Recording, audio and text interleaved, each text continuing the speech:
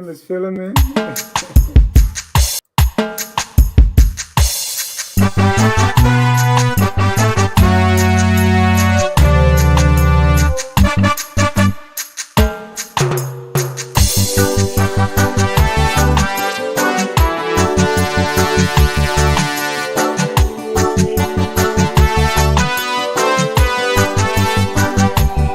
Manyako son oui ya son nanamu Kian pane bato we atomoni o ya do mon si awie ya o Amo manyako son oui ya son dembe mu ya Kian pane bato we atomoni o ya do mon si awie ya o Kian se pa yanju o kian se pa yanju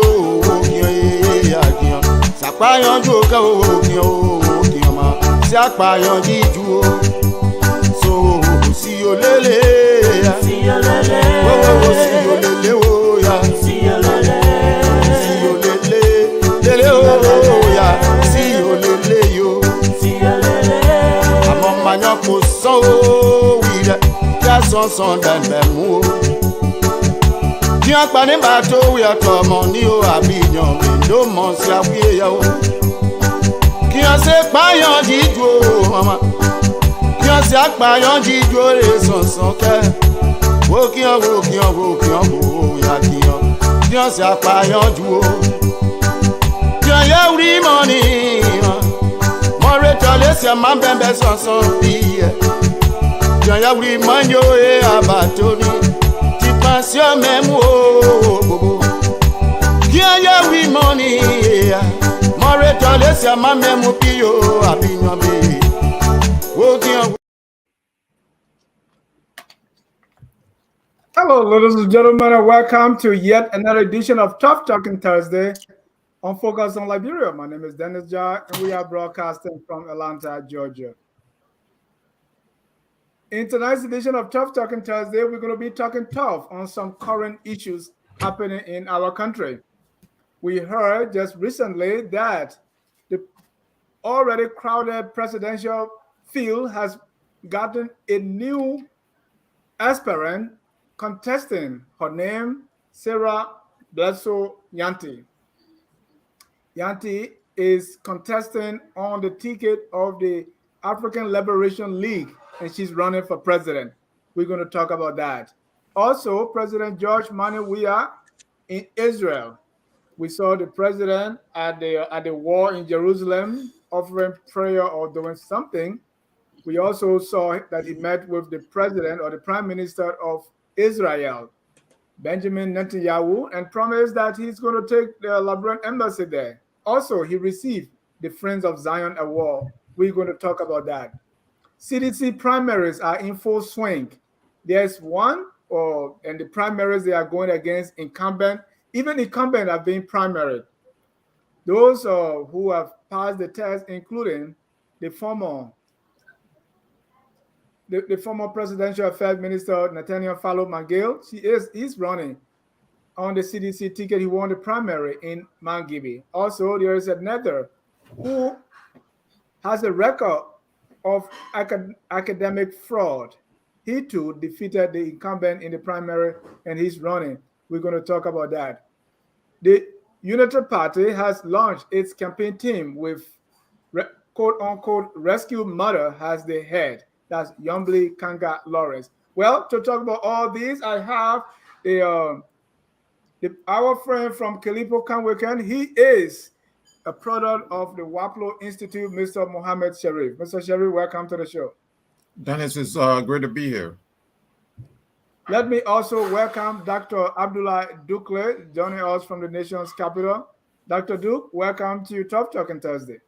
Thank you, Dennis. I'm happy to be here. Hello, Mohammed. Hi, how are you, Doc? I also have the pleasure to welcome our governance consultant, Mr. Admer K. Salif, to the show. Welcome. Let's do it, Dennis. Thank you. Always a pleasure. We also have Mr. Thomas Kane. Mr. Kane, Mr. Kane is another panelist here. The guy is a policy guy, and so we love to have him. Mr. Kane, welcome to the show. Thank you, Dennis. Mr. Kane also has just returned from the motherland, and we are so happy to have him. We want to welcome all our viewers from across the globe. Let's talk tough tonight on some of the trending issues in our country. And I want us to start with this one on, say, the former Liberian diplomat to the United Nations, Madam Sara Yanti, says she is the alternative for Liberia's quest for better leadership. As I learned, the name Sara Yanti has been floated around as a potential running mate for the candidates. We heard the name that people were trying to talk to her. We don't have details of how many, but it is believed that Councillor Tiawonse Gonglo spoke to her being a potential running mate. She turned all this down, and now with this time in the game, some would think it's late in the game, she's running. I want to go around the room and say, what do you make of this candidate at this time of the game? Let me start with Mr. Kane. Thank you very much, Dennis. I think what is happening is we have a lot of very competent people now vying for the Liberian presidency, and people from different walks of life, people who have worked in different institutions with long years of experience coming back home to vie for the office of president. I had read a little bit about Madam Yanti, and I do know that she worked with the Liberia AIDS Commission for some time, and then after that she moved over to the UN. I think she had worked in Nepal, she had worked in a couple of other countries. At this point in time, before coming over to Liberia, I think she was the undersecretary. I don't know what the exact title was, but she was assigned, I think, in South Sudan or so. So I think this is somebody who has worked in the UN, who has grown. And I'm a bit excited about it because you don't have a lot of Liberians out there who are actually growing in these international development agencies, whether it's the IMF, the World Bank, the UN. So to see somebody of that stature coming back to say they want to occupy the presidency, you can be rest assured that they have capacity. I can speak to her, the issue of her political experience. We do know that the UNASF has some little bit of politics because they work with government on the Liberian stage. I don't know what role she has played in politics, but I'm just saying that if you look at the field of people who are now contesting to become president, especially in this election, you have a lot of very competent people. The former vice president who been in politics for so long, you have Mr. Alexander Cummings, you have her, and you have a lot of other people who are very competent. The other thing is that she is a female.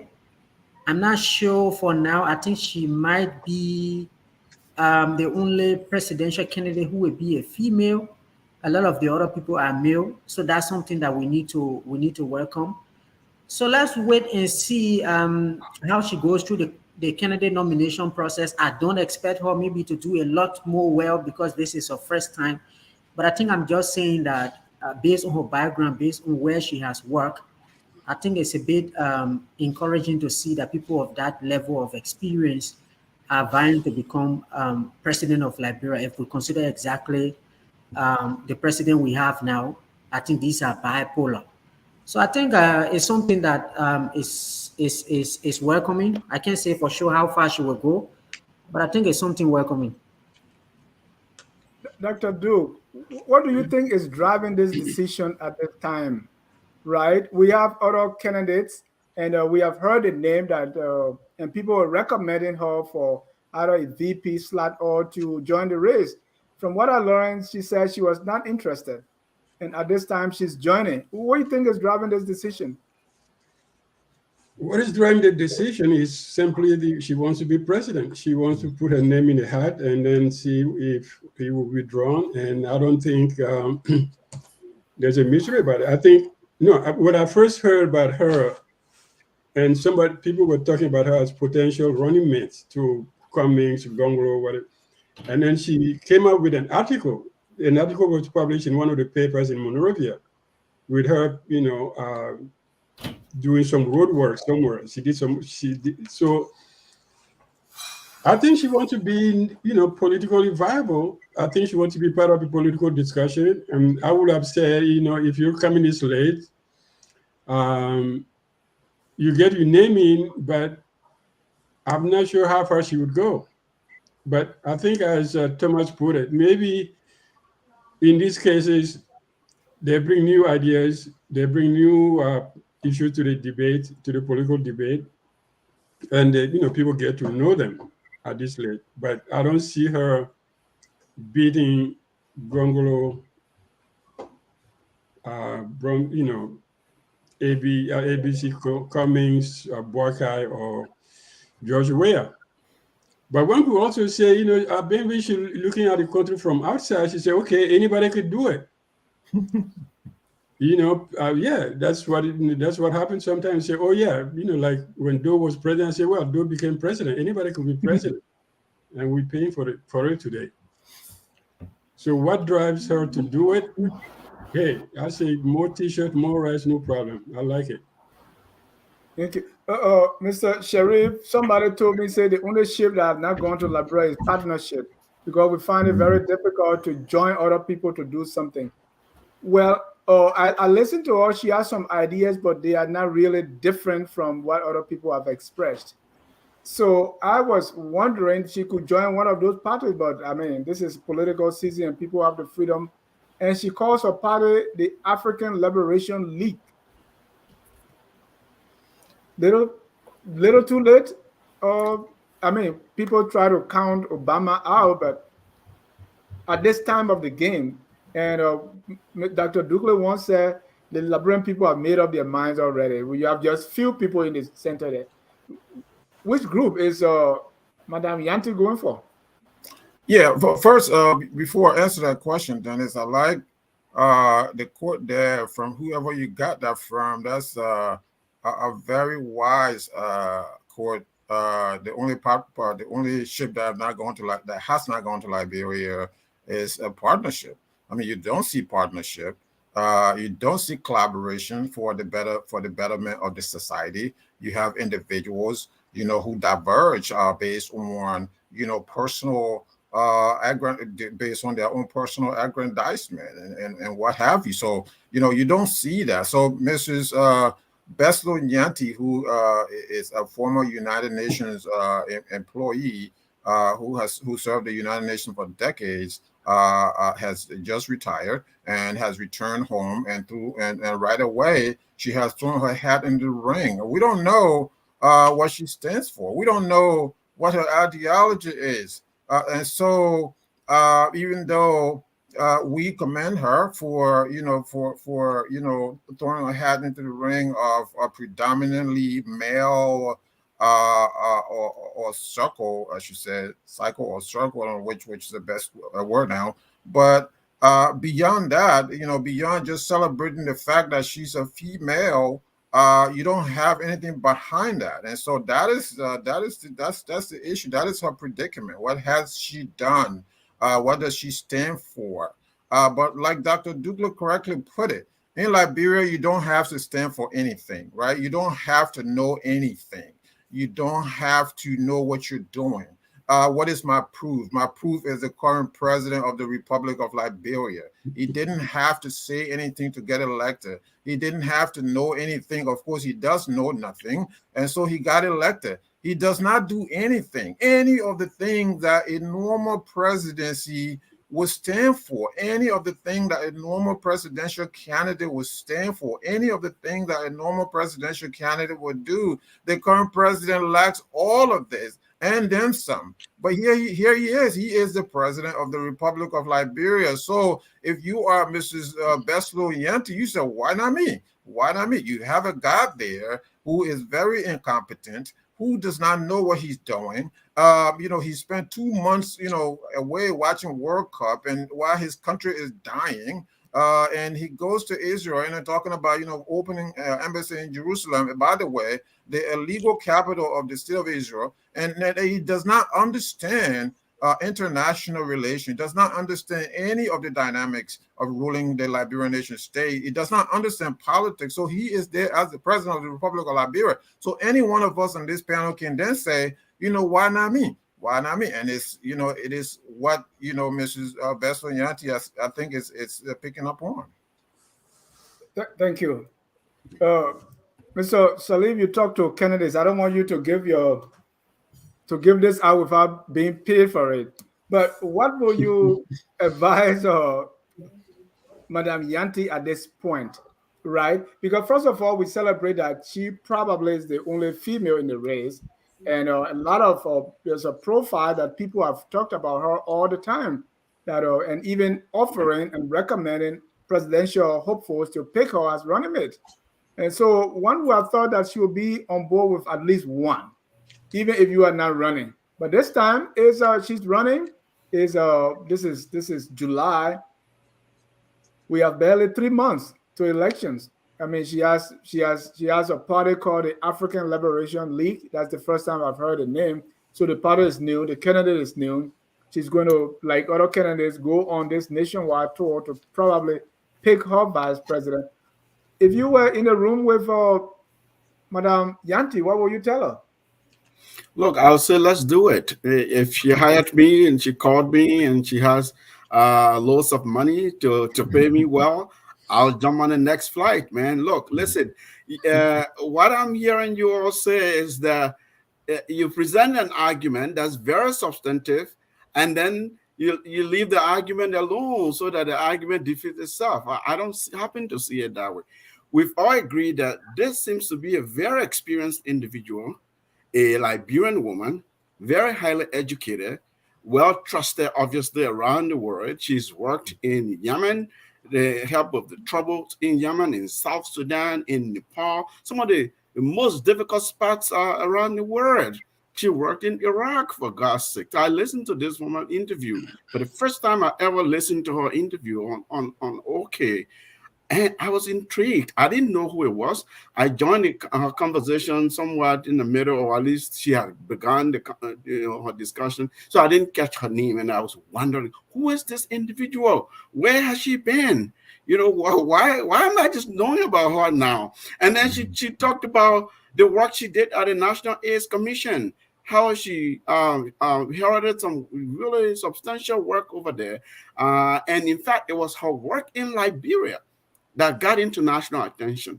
She went to Germany to present a paper on how they were managing and doing surveillance on HIV/AIDS in Liberia and something like that. And she presented, and someone said, if she could do this in Liberia on her own, she can do it for the UN. That's how she got into the United Nations.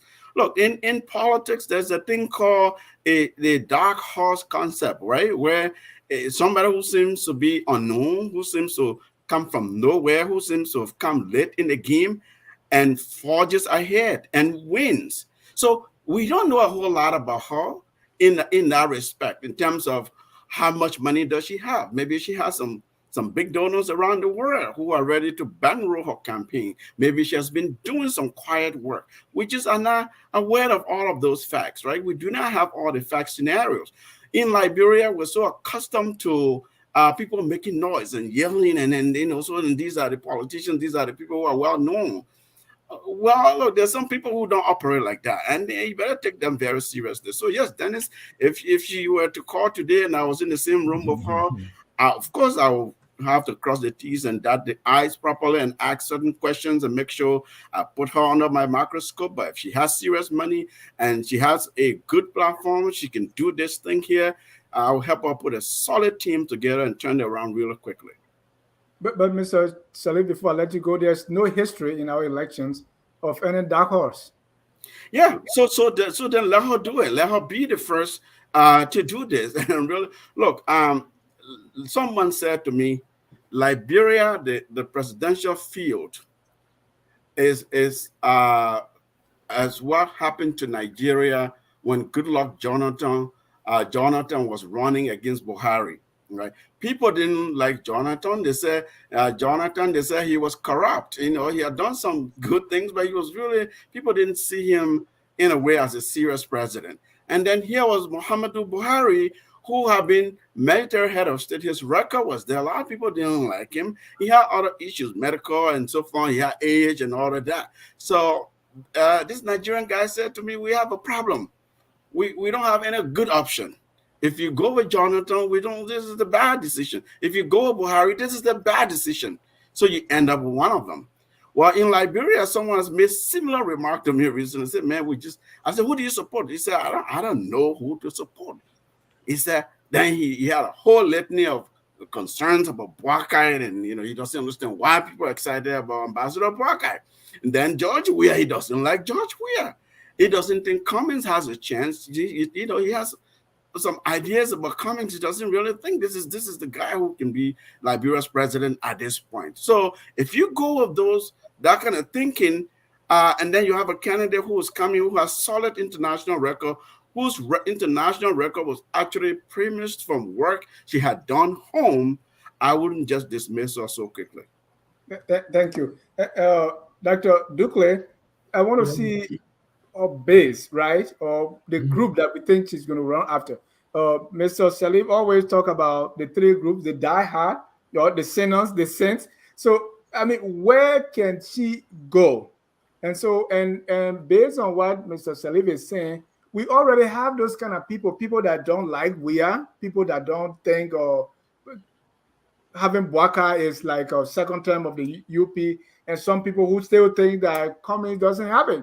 So you have two candidates who they can fall back on, that's Dr. Maniba and Councillor Gonglo. So where does Yanti fit in that mix? Because if you don't want to go with the top three, you have Gonglo and Maniba. Introducing Yanti is like, okay, what is it? What is this alternative? What is it about? What will you say? I would say, like, you would not put a horse in a race when the race is almost over. They could either stop you and say, you know what, the race has been on for long, so just, spare us. I'm not sure what group she's going after. I mean, Ahmed did a very good opening for her. Maybe I think you may be her campaign manager, but I don't really see the substance. Although her party is a liberation, all African liberation, all liberation Africa or something, ALL. But beyond that, I don't see what she could do really to break into it, to break completely outside of that. Oh, she's also running. How can she break out of that? That's my issue. Ahmed, you said probably she done some work quietly that we don't know of because people like noise. But politics is about noise. Is how much noise do you make? How many people do you attract with your noise? Wherever you go, when you make a noise, people follow you. That's politics. So if you're working quietly, that's like the imam in a Here's one bedroom. Yeah, the imam goes from sorry, you struck a good point. I forgot one talking point. If the Liberian electorate was in the Liberian electorate, everything I said is correct. Just accept that. Yes. Yeah. So, we're not voting for issues in Liberia. We're not voting on issues. We're not voting on ideology. We vote on personality. And you have personality people who have been on the ground, who have been, talking, either reacting to the government, opposing the government, supporting the government. These are all politicians that people know. Now, I think somebody says she may be preparing for 2029. But I didn't know her. I mean, I knew her, I knew the name from AIDS Commission and all of that. But to say politically, this is her vision, this is her ideology, this is what she stands for, I don't know that. I mean, being a woman is good, but that doesn't really say what do we get from being a UN person in Liberia? No, nothing. You go into the UN. UN is a well-oiled machine that works for itself. You don't have to beat it. They can put it right in your space, in your chair. The UN will still work because there are 10,000 technician, technocrat who are there to take your work, to say, no, madam, we can't do this. No, madam, this is how it's done. No, madam, your predecessor did this, it didn't work. But does she have that kind of staff in Liberia? Does she have that kind of capacity? And the teams, people who are on her team, I read the name of the people who are the party people. I've never seen these people. Now on the talk show, ever. Sorry. Thank you.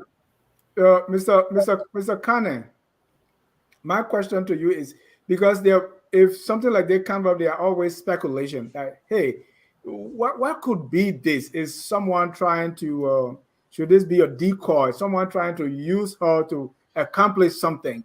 Or is she maybe eyeing 2027? Or is she just playing spoiler? Or is it big money? Somebody say, well, you can do this, and at some point you endorse me something. I don't want to speculate here, but again, my question is, what is driving this decision? What's behind this, all this? Yeah, so before I answer your question, I just wanted to go back to the point that Ahmed made, that we argue and we're saying she's great, but yet she's not going to go far. He came back, he made a point. The issue here is that the Liberian voters, you and I do know what the UN is, to enter from AIDS Commission to get to that level where she got, the complex countries that she has worked in, the crisis that she has managed. But do the people out there know that? So it's going to be the same difficulty that Mr. Alexander Cummings is facing. And when you listen to his people, they say, oh, this guy was vice president of Coca-Cola. He's a corporate executive.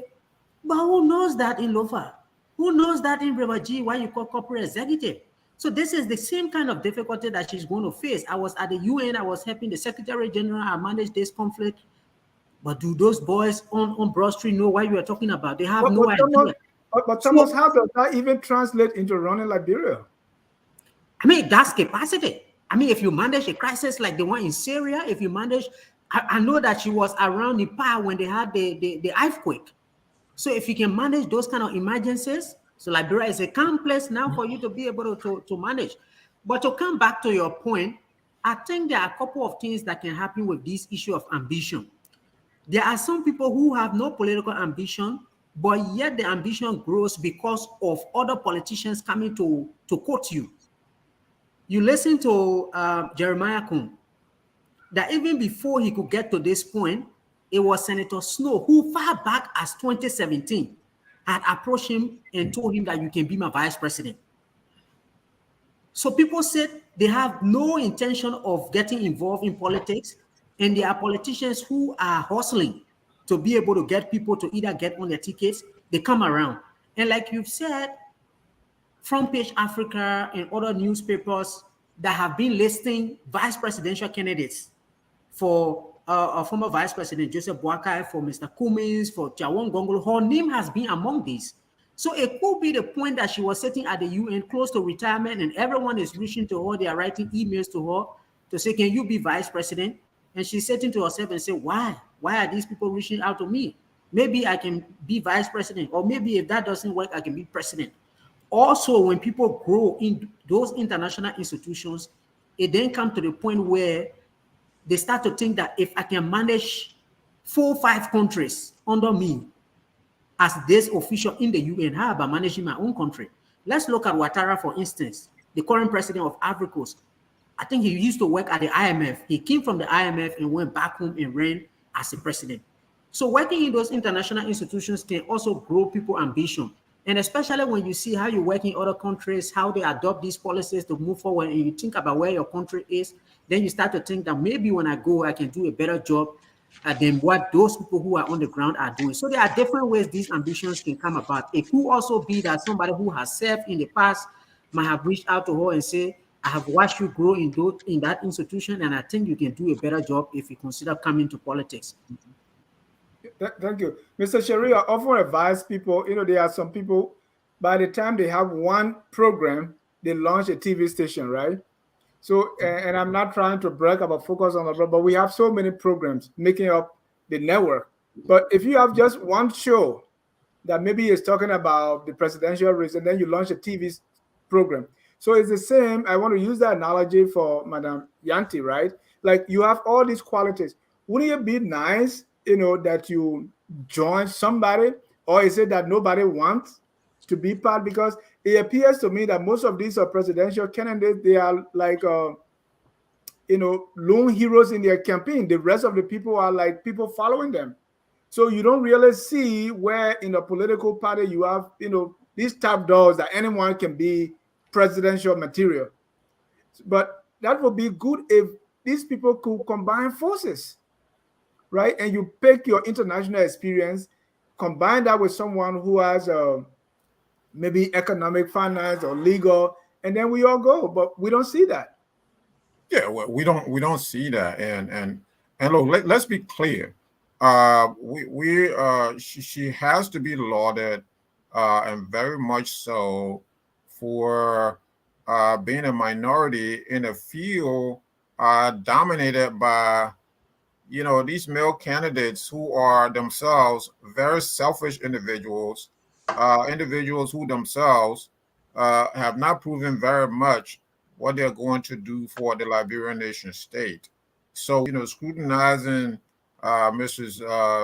Beslo Nyanti because she is a topic of discussion right now, but we can apply the same metrics to the male candidates who are out there, whether it's JNB or Alexander Cummins. We can say the same thing about them. The lack of ideology, the lack of vision for the country, the lack of collaborativeness, right? If that's a word, if that's the right word, not coming together for a common purpose.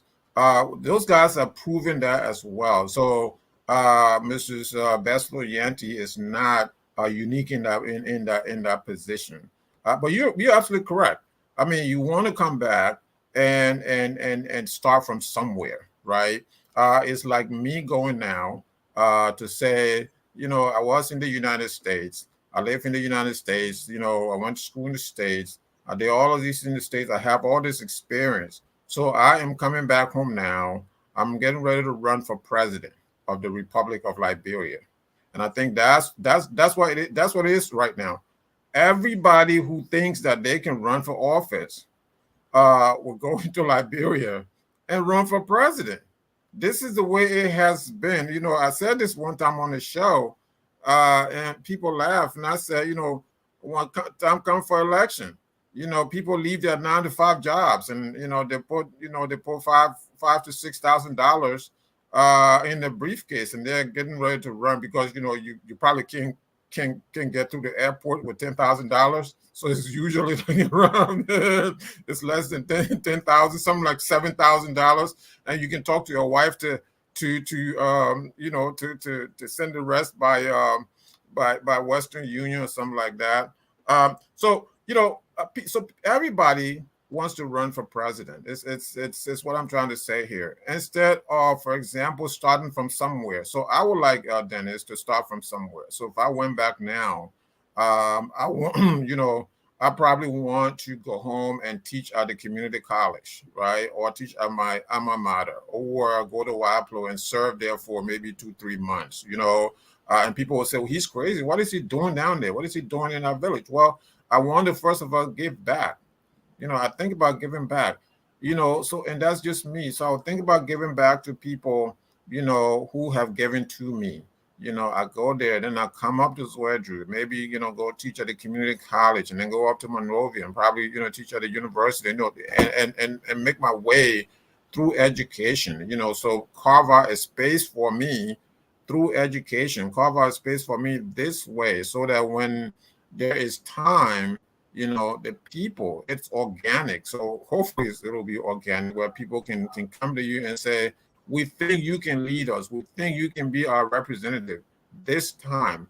I think that is best, right? I think, to me, some of the politicians that we see now, they have not sufficiently paid their dues. And so you see that time comes for election. What is the big thing that you hear about Alexander Cummins is that, he came around at a time that, he was running for president. I think there's he hasn't been able to completely dismiss that allegation that he came around when it was time to run for president, and he's been around in Liberia ever since. He's been trying to become president of the Republic of Liberia. So some of these people need to just carve out a space for themselves, and the presidency to me can't just be the beginning. Now, I'm not saying that, Ahmed said there are dark horses, and I couldn't agree more, because Mr. Obama, we all know, was a dark horse candidate. He was a far shot away from the presidency when at the time that we didn't think that America was ready for an African-American president. Mr. Obama shocked everybody.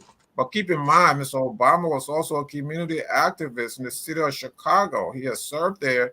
He worked in the streets of Chicago, where he was.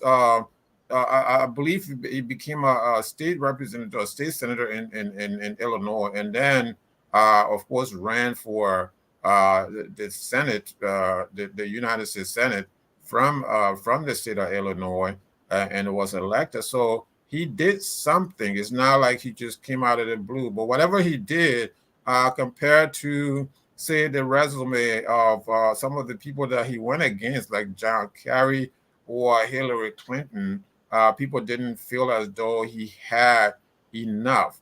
So when you transfer that to Liberia, some of the people that are running now, what is their resume? There was our good friend on this show. What is his name? He said he was running for president, but he was running for president on FOL. He never went anywhere else. What is his? I forgot his name now. Someone help me. Is he ran? Who? Benjamin Finn? Yeah, Fania. He ran for president basically on FOL, and he never went on the ground. So you have people. I can sit here right now and run for president, Dennis. Maybe by the end of this show, I am going to declare my candidacy. All these guys sitting here, they will be running my campaign. Thank you. That's a good segue to our next topic, which is the president of Liberia on Monday visited Israel with a large ministerial delegation, and he's expected to leave today, which is Thursday. So, while in Israel, the president visited the Friends of Zion Heritage Center and Museum in Jerusalem with his Israeli Foreign Minister Cohen, and there he received the Friends of Zion Award. One of the first places he visited while in Israel was the Western Wall, where he had the Jewish hat on his head with Senator Snow and the rest of the people, and he prayed for success, peace for his people, and protection for his family. The president also tells the foreign minister that his country, that's Liberia, intends to open an embassy in Israel. Dr. Dukle, this is the president's second time in Israel, and every time he visits, he's praying for us. My Bible tells me that when Jesus said, the time is coming when we shall not go to this mountain or that mountain to pray, but that the true worshiper will worship in spirit and in truth. So I was, but the president chose to go to the wall to pray. That's one. He's opening an embassy there, and also, and that's probably good news. And also got an award. He's now Friends of Zion. Before the show, you said your friend Alpha Blondie also won that award. What is this Friend of Zion award? Tell me a little bit about it before you answer my question.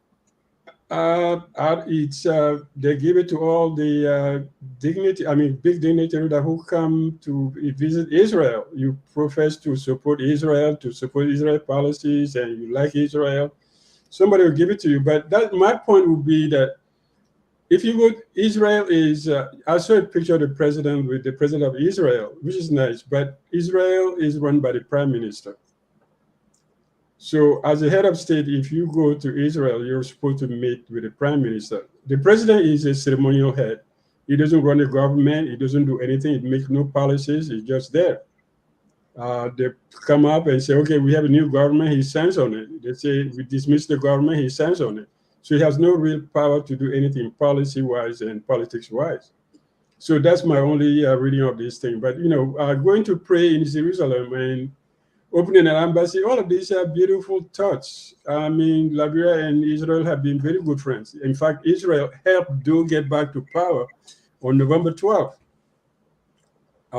when Kiwanka tried to. So that's how big they were in Liberia. And there's, Dr. Dukle, that's breaking news. Is this something that oh, you're you trying didn't know that? here? Oh, Well, no, the Israeli embassy transposed those picture on ELB's ELTV. And people say it was magic. They say, no, it was not magic. It was just done by the Israelis. And that's what created a panic in Monrovia by 12 o'clock when they didn't need that. Doe was hiding, but they managed to get him into the mansion and then put his picture on top of ELTV. And, Kiwanka was standing in the court of ELTV. And started, he said, what the fuck is happening? How the president got here? They said, no, he's not here. He said, but how he's on the TV? Well, he was on TV thanks to the Israeli Mossad people, all of that who helped him. That's how he got back into, return. He returned that November 12th, something. So there are those people who were also advisors to Do in those days. They're still advisors to Mr. Weah today. So I'm not surprised. But what do we get from it? I don't know. As a country, we all like to travel. And either presidents or prime ministers get him or not. I would love to hear if he has signed a contract or issue about security issues and drug issues and all of these things that Israel does pretty well in the world. But none of that, but except the heart, the prayer, and the good wish and the prayer for the Liberian people, which is great. But he can do that in Monrovia. We don't need to spend tax money to go pray in Jerusalem. And Dr. Dukle, the president also met the prime minister yesterday. Okay, well, then it's good. Netanyahu. Yeah. They're now the two friends of America who have not visited the White House. Mr. Salih, what is the president looking for in Israel? What do we get as a people? Excuse me. Oh, what do we get? That's a good question. So I didn't see the president's itinerary. I wasn't privy to his his sort of working schedules and things like that. But what I can say is when heads of state visit other heads of states or other countries, typically the one who is going, the one who is making the trip, is the one who really gains a lot from the visit, the one who probably initiated the visit. Although another can invite you, say, well, Dennis, will you come? Let's discuss. Let's sit and look at this. Let's look at our bilateral relationship. Let's see how we can reestablish or rekindle our relationship. I believe the Israelis just last year, a couple of years ago, sent an ambassador to Liberia. I want to believe verified recently they've renewed diplomatic ties with Liberia. And so this could be a sort of a reciprocation of that. However, you go to Israel, a very tense time of the Israelis and the Palestinians since the 2006 or 7 Intifada. I think this is the largest incursion in Jenin and the West Bank, some of the most tense periods in Palestinian-Israeli political and military conflict for decades. I think the timing was off because the conflict had begun before they left Liberia. Any responsible government would have reconsidered, and that would have been appropriate to do. Additionally, we haven't received or heard or read any communique. A communique would follow after a successful bilateral meeting has been concluded. Communique would lay out is a summit communication that lays out the purpose of the visit, the substantive issues that were discussed, how it will benefit both countries, why was this necessary at this point, who are the responsible party for what will be implemented, when and how and where. We haven't read any of that. All we've read is the president got Friends of Zion Award. The president went to the Western Wall and wrote the Yom Accord and the Jewish traditional prayer hut and with other officials and pray. Those are the images we're seeing, which is good. People do that symbolically. I was asking this. Because Christians go there, other people with other faith go and they wear the yarmulke and go to the war. I try to understand some of that. Whether it's just Jewish prayer, it's a Christian prayer, that's a different subject. However, on the government side, to answer your question, what do we get as Liberia, where the private jet full of Liberian officials? I don't know how many people, but when I counted, there was a whole plane load of Liberian officials and Liberians who were in Israel. And then you dabble into the international politics of it. These are hardly contested. So that Israel, under Netanyahu, moved the Israeli capital from Tel Aviv to Jerusalem, that is disputed between Jewish and Palestinian and Arabs. Only under President Donald Trump that happened. All previous U.S. presidents did not go that far. Joe Biden hasn't really. Yes, the embassy is there in Jerusalem, symbolically, is sort of, but it's been a difficult relationship with Netanyahu. I'm just saying. And then you go and make a pronouncement that Liberian government, the government of the Republic of Liberia, will establish an embassy in Jerusalem. You have alienated the whole Arab world, at least 90% of it, but for few countries. So I'm just talking about the geopolitics, the geopolitical implications of trade, implications of diplomatic relations with other countries that you already have diplomatic ties with.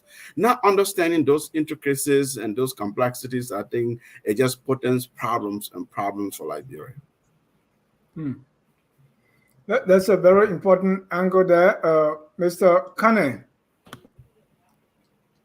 Really, this is one of the first time I learned the president was in Israel was when I saw the picture at the wall, right? So really, I've not seen in detail, the purpose of the meeting, but at the same time, this war is going on with the Israeli and the Palestinians, and now with the embassy. Did he actually say the embassy in Jerusalem? Oh, that's obvious, it's going to be in Jerusalem. So these are some of. And Liberia is not new to this Israeli-Palestinian conflict. So little scary, something. Does the president really know what he's doing? Is this something that is advised by, let's say, diplomats, or what's going on here in your view? To me, this is why you always need a very competent government, and the competence should not only be at the highest level in the office of the president, but even across the government. Your foreign ministry should be staffed by well-experienced people who understand these regional politics, and to be able to see and predict the direction of global geopolitics, on how things are changing and how things are moving along. I think on the issue of Israel and Palestine, if you look at, Ahmed was talking about maybe other countries globally, but I think normally what Africa does is to play a role of not really taking side in all of what that happens between Israel and Palestine. There's an angle there. You can say that the U.S. is a very good friend of Israel, and therefore Liberia is also a good friend of Israel. In some instances, we should be able to play a role to show that we are in partnership. But you have to make sure you don't also leave the rest of Africa behind, because if you do that to an extent, then it then puts you in a situation when the region is going one direction, you are going the next direction. So I think this is something that the Liberian government should have really studied well. You go and have these meetings and you just make a pronouncement. Once you make the pronouncement, it goes out there. Even if you don't do it tomorrow, people in other capitals are going to read it differently. So, I mean, to me, I just see this as, I don't know how they thought through this to be able to just make that pronouncement. And going back to the point of what actually comes out of this. They were there in February 2019. I mean, there were discussions around, based on what they put in the press, is going to be Israel will be investing in the Liberia agricultural sector to be able to make us food sufficient. We saw the president went to farms where they were producing a lot of maybe farm products. But it's been 1 year, almost 6 months. Nothing has happened. So I don't know really what motivated this trip this time around. Is it only simply because they wanted to go and pray for the upcoming elections? Because it's not only the president and his batch of cabinet ministers. You can see other members of the delegation, the deputy speaker of the House of Representatives, Representative Thomas Fala, a couple of people who are going for elections. So is it merely because they wanted to go and pray for success in the 2023 election that they requested this, or it was Israel that requested? But I think it's not only the issue of Israel. I think Liberia needs to be able to actually think about how we position ourselves as the war is actually moving on, because there's a lot of things playing in terms of geopolitics, power shifting from one region to the other. We need to be careful on how we position ourselves moving forward. Can I just respond to something you said? He said something about Africa playing neutral. Africa is not actually playing neutral. The PLO, Palestine, is observer member of the AU. Mm-hmm. Last year, Israel tried to come in. Somebody at the head of the AU tried to sneak Israel through the back door, and the president said, no, it's not going to happen. Mm-hmm. It's not going to happen. We recognize the PLO and Palestine, and that's been since 1980. So that position had not changed at the AU. Different countries have relationship with Israel, depending on their needs. But really, the AU as a continental body stand with the PLO, and they refuse to accept Netanyahu. Last time he tried to go to Addis Ababa to make a speech. They said no, we only accord that to the PLO. So I just wanted to put that in. So no, that's true. That I mean, at the Africa at the AU level, that's true. I mean, I follow that issue of Israel and everything. It went to the highest level. Israel was very confident that it was going to be an observer to the AU, but I mean, it was crashed. It did not go through. Thank you. So I think from the pictures, maybe the praying at the wall was the major reason for the trip. I'm speculating. But Thomas Fala, who was also part of the trip and praying at the wall, was also baptized, and he was anointed with holy oil when he was going against Darrell DeLong.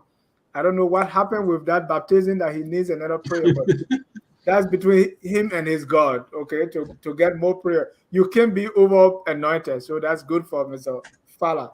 But Mr. Sharif, again, it comes back to if the president is really aware of what he's doing, or this was just some pleasure trip. And I remember there was a journalist who described President Doe. He said President Doe is like a child playing ball. He kicks the ball, but he doesn't know how far it's going. Right? Is our president in the same boat that? Really, he's not aware of all the intricacies in this, and he will just plunge himself in?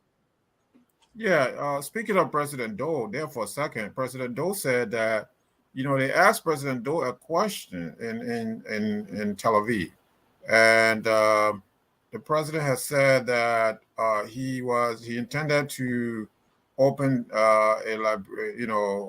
establish Liberian embassy in Jerusalem. So because this contravenes the OAU, the former OAU's position at the time, so Doe was asked the question, are you, going against the African Union, the Organization of African Unity? And Doe said, well, I thought Tel Aviv and Jerusalem were in the same country. And that was his answer, to the journalist. And so, there you go. So George Weah might be in similar position. He might be confused. So it's interesting to see what he's going to say. He might be confused. He might not know the difference, or he might. I mean, who knows what he's thinking at this moment. But look, George Weah does not go to bed one moment. and come out thinking about these things. He doesn't give it any thought. So, opening an embassy in Tel Aviv and Jerusalem, George Weah does not understand the dynamics of international relations. Mr. Sharif, let me interject a little bit. Maybe he does not have to. He has foreign ministers, he has diplomats, he has advisors, he has all these people. What are these doing? people, Dennis, again, these people are not competent. These are individuals. All of them. All of these people are stealing money from the Liberian people. These people are stealing money from our coffers. These people are not, these people are incapable. The positions that they've held for a very long time now, they are doing much damage to the Liberian nation state. And that's where we're at. And that is, my frustration personally as a Liberian individual. First, and then as an African, and someone who loves the African continent, who loves my continent, love my people, and so you have these guys. It's a tragedy that you have guys who do not know what they're doing. They don't advise the president right, because when you have a president who does not understand world politics, whose worldview is so limited. This president can only depend on core of advisors. But when you have advisors who themselves have to be advised, then you are in trouble. We're in deep trouble here. These advisors need to be advised themselves. They need to be coached. They need to be trained. Their minds need to be reorientated to the current world politics. They don't know that. They have no understanding. You ask any of them now to come on this show and discuss that trip, they're not going to tell you. You mentioned Thomas Fowler. I mean, these are the biggest, dummies. You mentioned people like Thomas Fowler. Like, what is his role there? What is he there to do? Ahmed said there was a plane load of people. Yes, that's what they do. I mean, they steal money and go over there and go to hotels and stuff like that, spend the Liberian people money, and then you come back. No wonder why employees at the Spring Airport can't get, for 7 months, they've not been paid. So, these poor employees are being fleeced.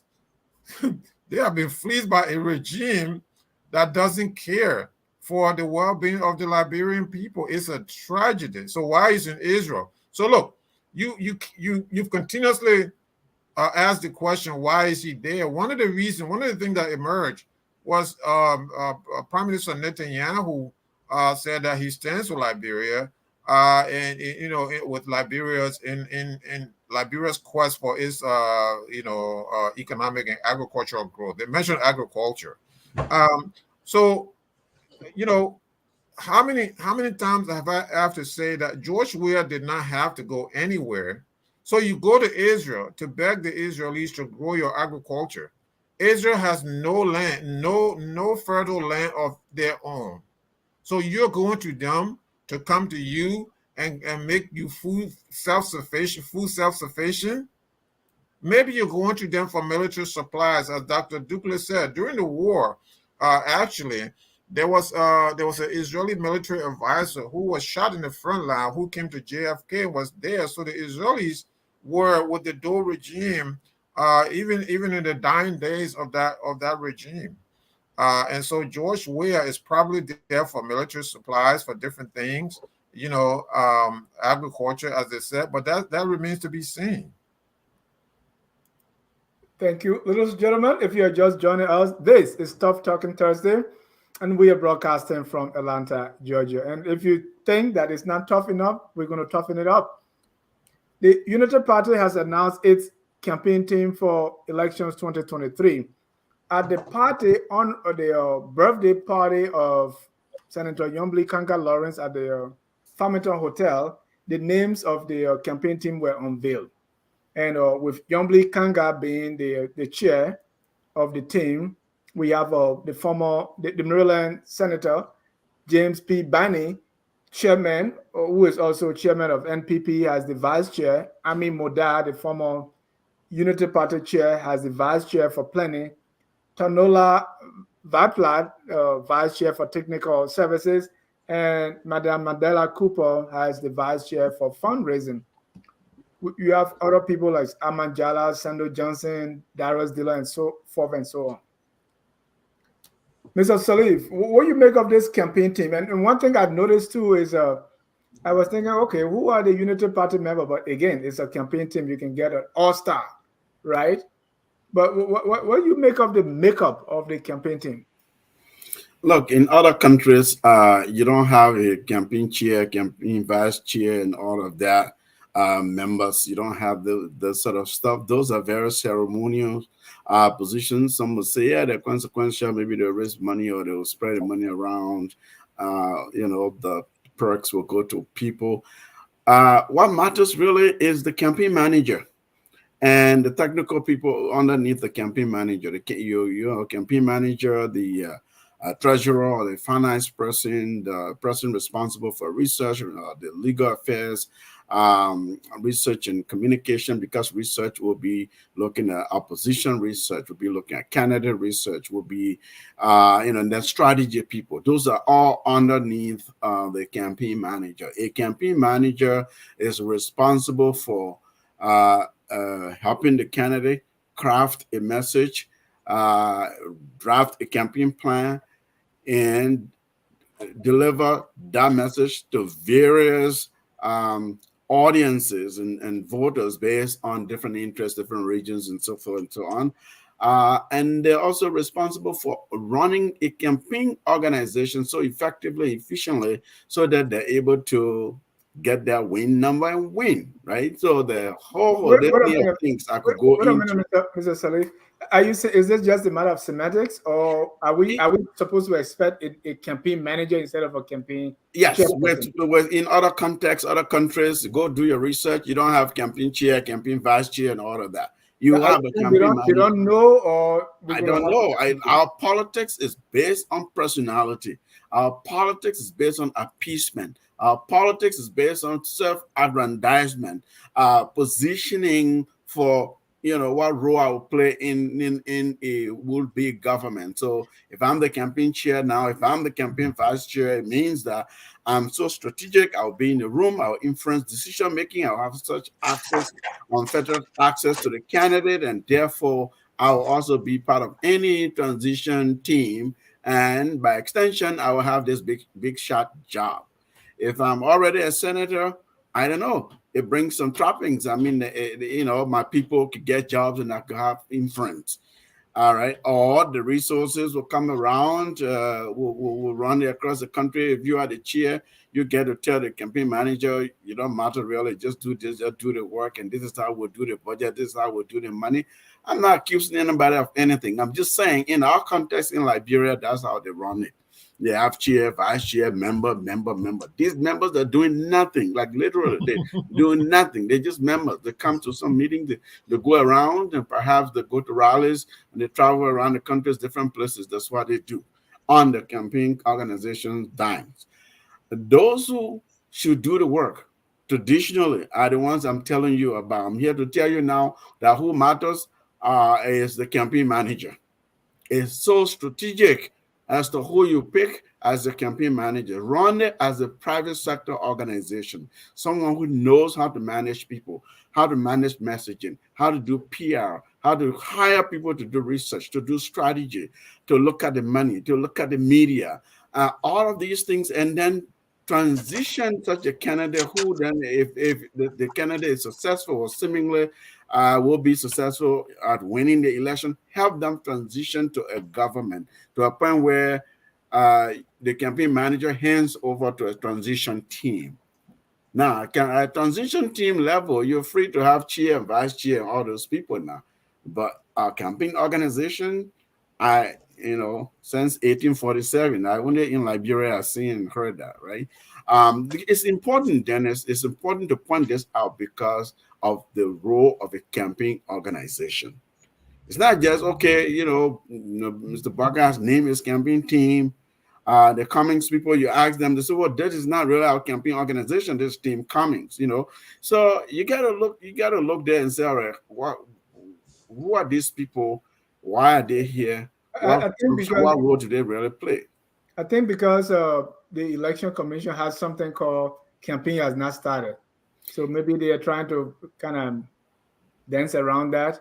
Yeah, it was tactical for Cummings, but now on the Buckeye side, I don't know. Campaign still has not started, and I really want to ask Ned, what does it mean? Because this whole idea of campaign has not started, or there's a set time for campaign to start. I don't know how you're going to ever Yeah, but it determine. doesn't mean you can't start. It's not illegal to establish your campaign organization. You can be preparing. You can, assemble the best team. Yes, assemble the best people. Hire them. Hire consultants. Bring the people on. Organize your get out the vote GOTV team. The campaign. Pool washers. You recruiting these people. Raise fund for that.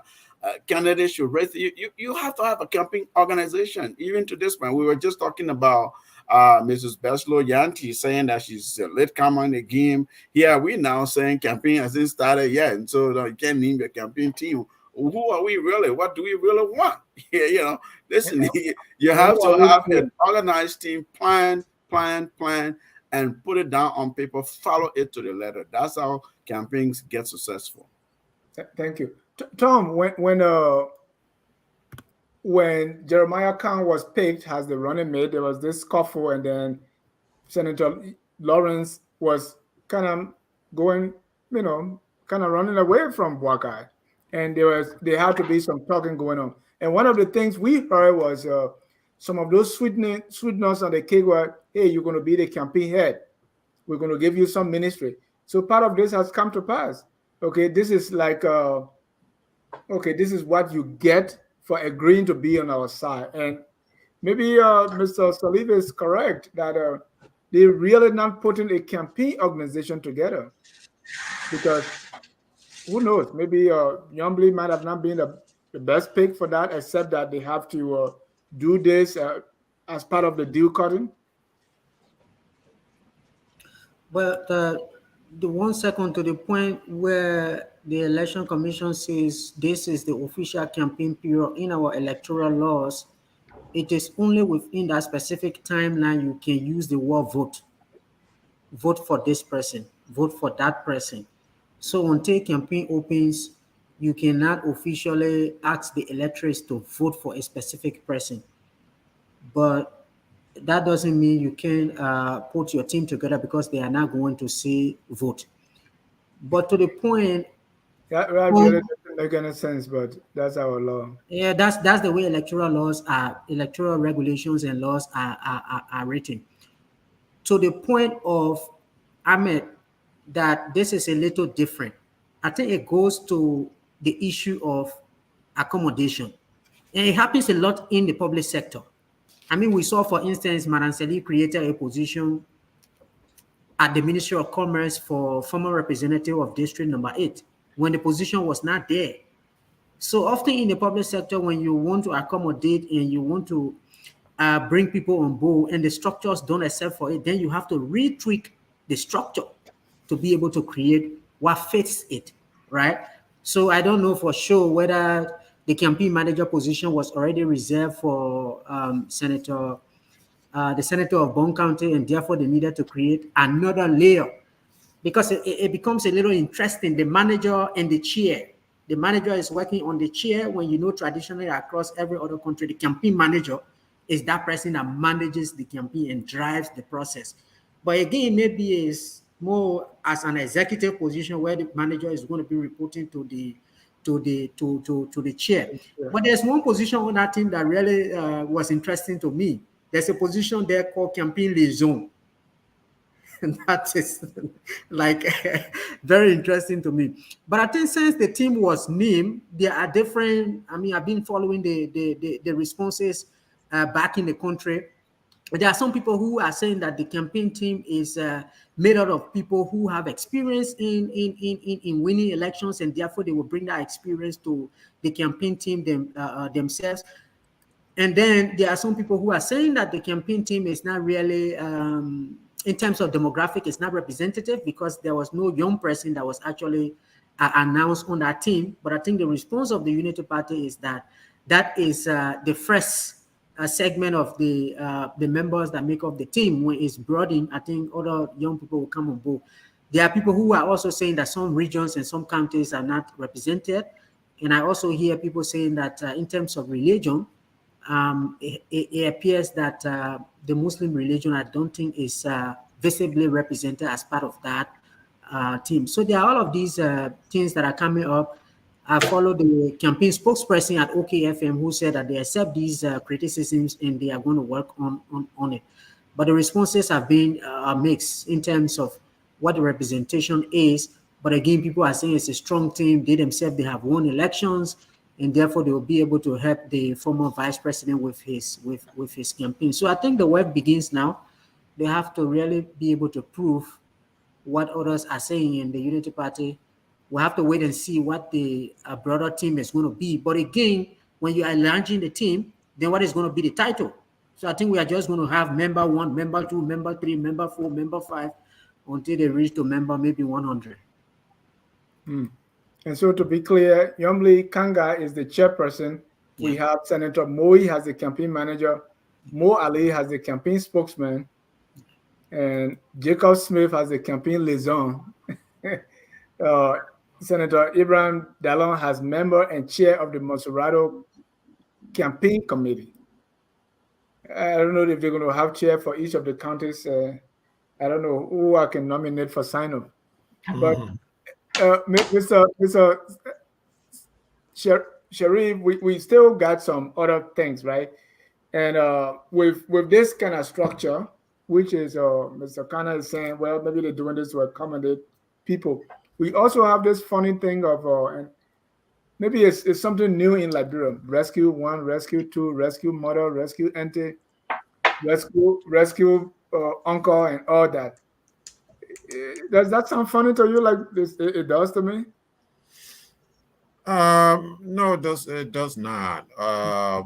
I think that, in politics, you throw something out there and it becomes a catchphrase, and the campaign become, is known by that. So I think that in that sense, it is not a bad idea if you're throwing something out so that, so that's a catchphrase.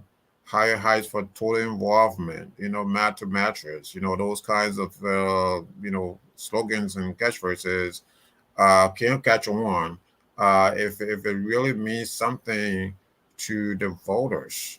I don't know, again, with Liberian voters, does anything mean, do these things mean anything for them? I don't know, but I really don't mind it. Rescue 1, Rescue 2, Rescue Mother. Sooner or later, you're going to have Rescue Uncle and Rescue Aunt and so on and so forth. I don't have a problem with it. My problem is really, I've said over and over, is just the lack of any type of ideology. What do these people stand for? You mentioned something in your question there is how large these, organs are, and this goes to show you this is just, microcosmic of what they're going to do when, if, should they inherit the leadership of Liberia. That's how big the government is going to be. The government is going to be large. So if you need any evidence, this is your evidence now. We're, carving up all these positions that are not necessary. Ahmed mentioned correctly, you just need a campaign manager, right? And this whole idea of, Secretary General of this, I'm the Secretary General, look, a spokesman, a spokeswoman, a spokesperson, a PR person would do all of that. Right, so you don't need certain positions that you don't need. They don't make any. There's no relevance for these things, in modern in this day and age. But yet we still have those in Liberia. We create all these positions, and everybody's walking around, with their titles. So, we're really. We're a country that's we're very enamored, Dennis, with with big titles, with things, so that's what we are. Dr. Ducle, maybe this is kind of a window into what a GNB government would look like, right? Because we have Yombly from a maybe de facto LP, Bani for NPP. You have Magdala Cooper from her own party, Alaric Toba, the one Mr. Sherry was trying to make senator of Bapulu, but he failed. I mean,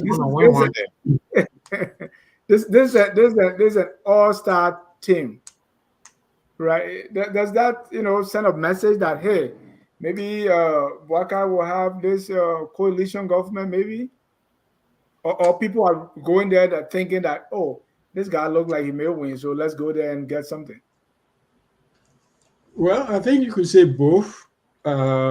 People probably went, and Buakai want to keep them, and to make sure that you can keep everybody in the loop, you give them jobs, you give them title. Either they do something or not, it doesn't matter. You say, okay, you came, you say you want to work with me, okay, you're not going nowhere, so I'm going to make you chairman of something. Once you're chairman, you can't resign, so you're stuck.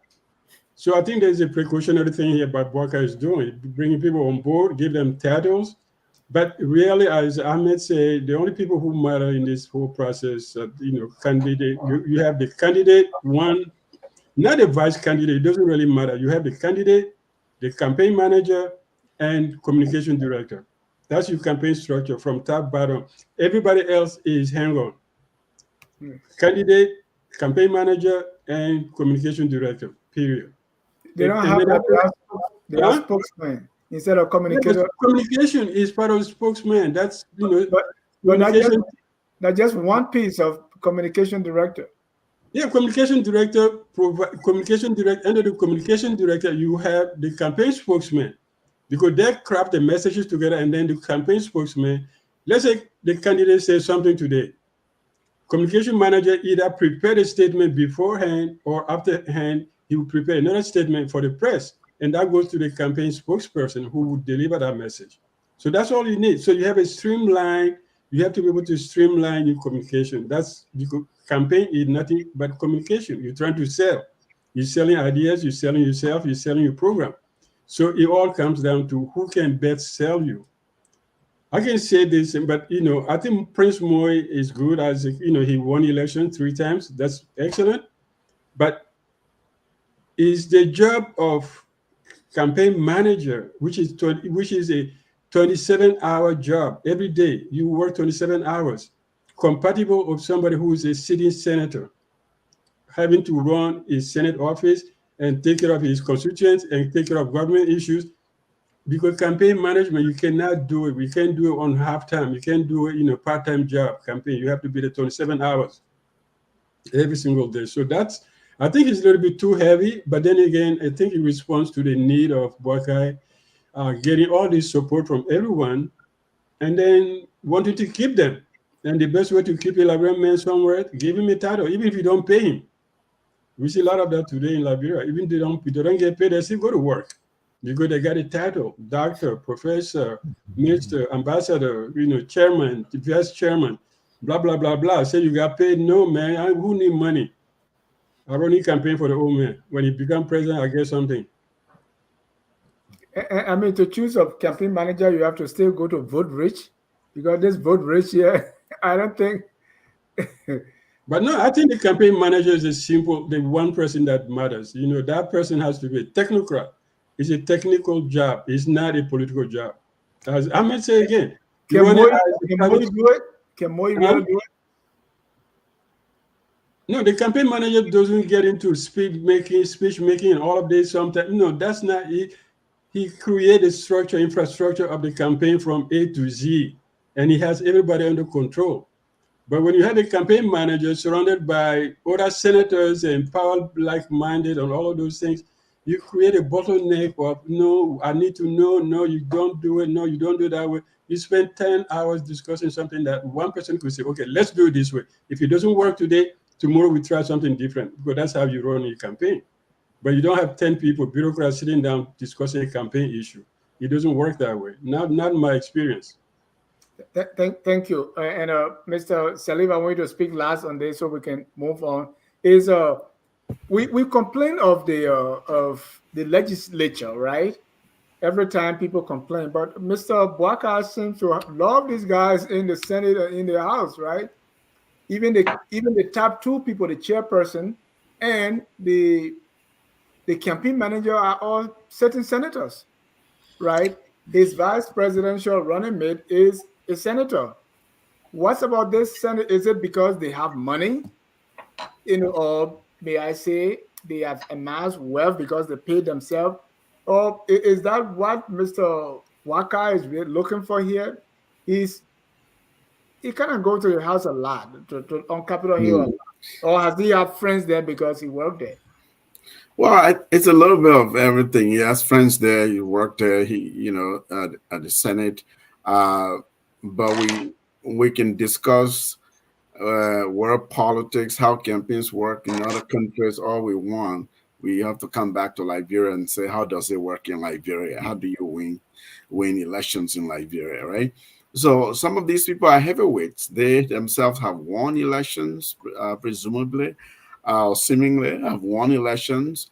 They have their own followings. They come from, some of the influential regions in our country. It seems like those of us from Bapulu and Bami will never get anything important because we don't have a lot of votes, votes to offer. The people go to vote regions, right? Yeah, but the thing is, I mean, but the legislature then is, yeah, then they have resources. They've amassed public resources for themselves. And so they do have resources, and campaigns are expensive. Campaigns are expensive. You want people who have financial consequence, who can hopefully put the money where they put the money in their possession where their mouths are, right? So that could be one, and it could be actually that's the second point, because the first point was these are elected officials. They have their own people. They can influence votes, and also it's strategic in terms of alliance making, alliance formation. Who Mr. Bwaka is able to woo over, to negotiate over to his side. What message does that send? Is about perception, right? He has all the powerful people, people in the legislature, people who matter to their constituencies, and in the country. But they can still be part of your team without being the head, right? Yeah, I always sense a different message. I mean, Dennis just hanging around my team. Some people say maybe he supports Ahmed, maybe he doesn't support him, maybe he speaks for him or not. But if you, like Dr. Duke said, if you are a chair, you are a campaign member, you expressively, like, former Senator Ahmad Jala from my own Bapul County is a member on the campaign team. And this is a former senator who recently openly said, I support Mr. Bwaka, I'll vote campaign for him, I'll go up and down everywhere. He said, I'm the godfather of Bapulu County, of Bapulu politics. Now you tell me, don't you want a godfather of Bapulu politics on your campaign team? Yes, you do. Senator Prince Moye, he was one of the consequential senators of Bong County. You want Prince Moye? He's still relatively a young man. But if Moye, a senator who's now running for re-election, is a technocrat, he doubles as a technocrat, no problem. The only problem is that Dr. Deuce said, right, that's a 24/7 around the clock job. They can wake you up anytime. You don't sleep. You're managing people. You're managing the money. You're managing the messaging. You're managing the candidate. You are managing the candidate. People, that's something we don't talk about a lot. In campaign politics, candidates don't just go around willy-nilly making statements, appearing on radio shows and things like that. You control the media. How is your candidate covered? How are they covered? Is it paid media? Is it just because they're doing good things, they're saying good things, and all of that kind of thing. So we have to look at each of these individuals and examine them. Yes, they will have association with certain institutions, but what do they bring to the table? And I think that's the most important place to look. Dennis, can I make a quick point? Yeah, before you, I want to ask something there, and then you can. I was coming to you because this is a scary for me personally. It's a scary phenomenon that is emerging in Liberia, where we are no longer going for technocrats. a guy like Mohammed Sharia or Adman or Thomas would not be part of a campaign. We went for people with money, or go for people from big counties. So now, and a campaign team, because I manage, even though on a very small scale, I manage a campaign here in Georgia and another one on the ULA level. That's a lot of work.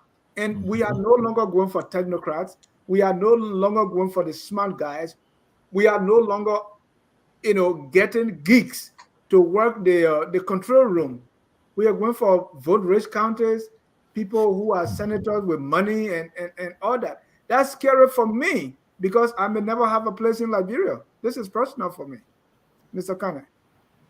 Yeah, that's a valid concern. I mean, I just wanted to comment on the issue of these catchphrases that come out during elections. Like Mohammed said, yes, every campaign has its own momentum. I mean, these issues come up, they happen to drive the campaign. Sometimes it's on the symbol of the political parties, like in Sierra Leone, normally the APC has the sun, the SLPP has the palm tree, and it's often, oh, we want to rest, we don't want the sun to burn us, and then the sun is the one responsible to provide food when it doesn't shine, everything doesn't grow. So every campaign has this. But my concern about Liberia is that these catchphrases happen to take over the policy debate and you don't hear any policy discussion. The campaign happen to be, it will be driven by those phrases until the election takes place and the winner is announced. In 2017, it was bamboo, I know bamboo kanda, monkey, go up and all of that. Those were the issues. So I'm afraid that this election also is going to be this whole issue of fixer one, fixer two, rescue one, rescue two, and the real policy discussions about the economy, jobs, and everything were not easily surfaced. To the point of the issue of the composition of the team, that's one thing I wanted to highlight when Ahmed was speaking and he was going there. It's a good thing to have these heavyweights who themselves have won election, but their campaigns, they were like candidates that were managed by other people. So they had technicians in the background doing all of the work for them during their preparing their speeches, preparing the plan on what part of the district they went to, who were they going to meet, organizing the crowd for them. And they were the candidates that were being managed, and they went and did the speeches. Now you are reversing it.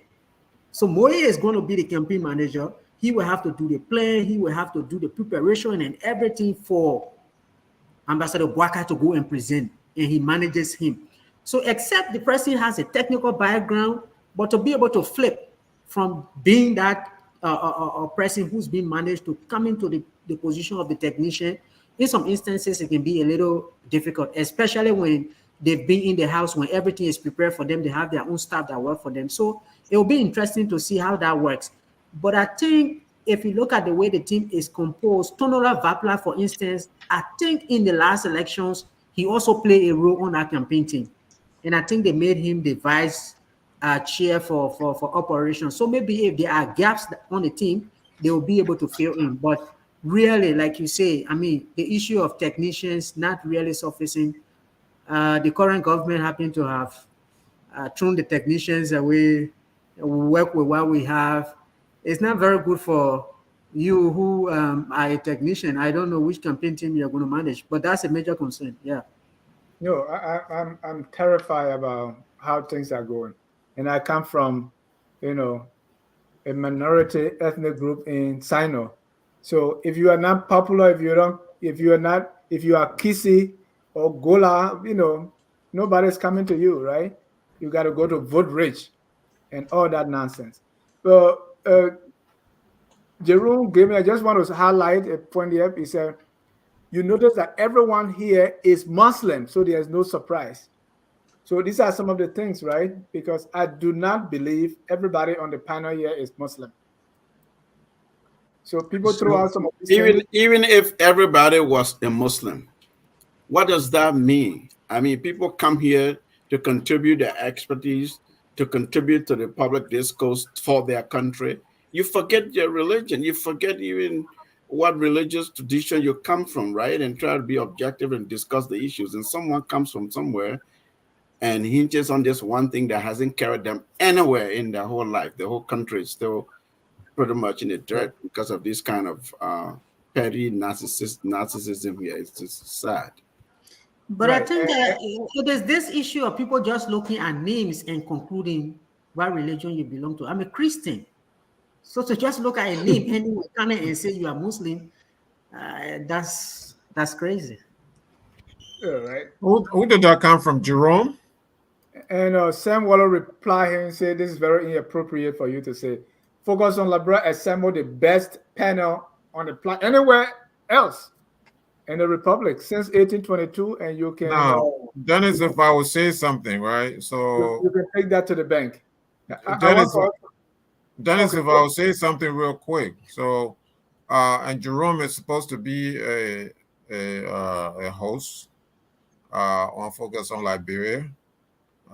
This is the kind of thing where an apology should be demanded of this man, and before he can appear on any program.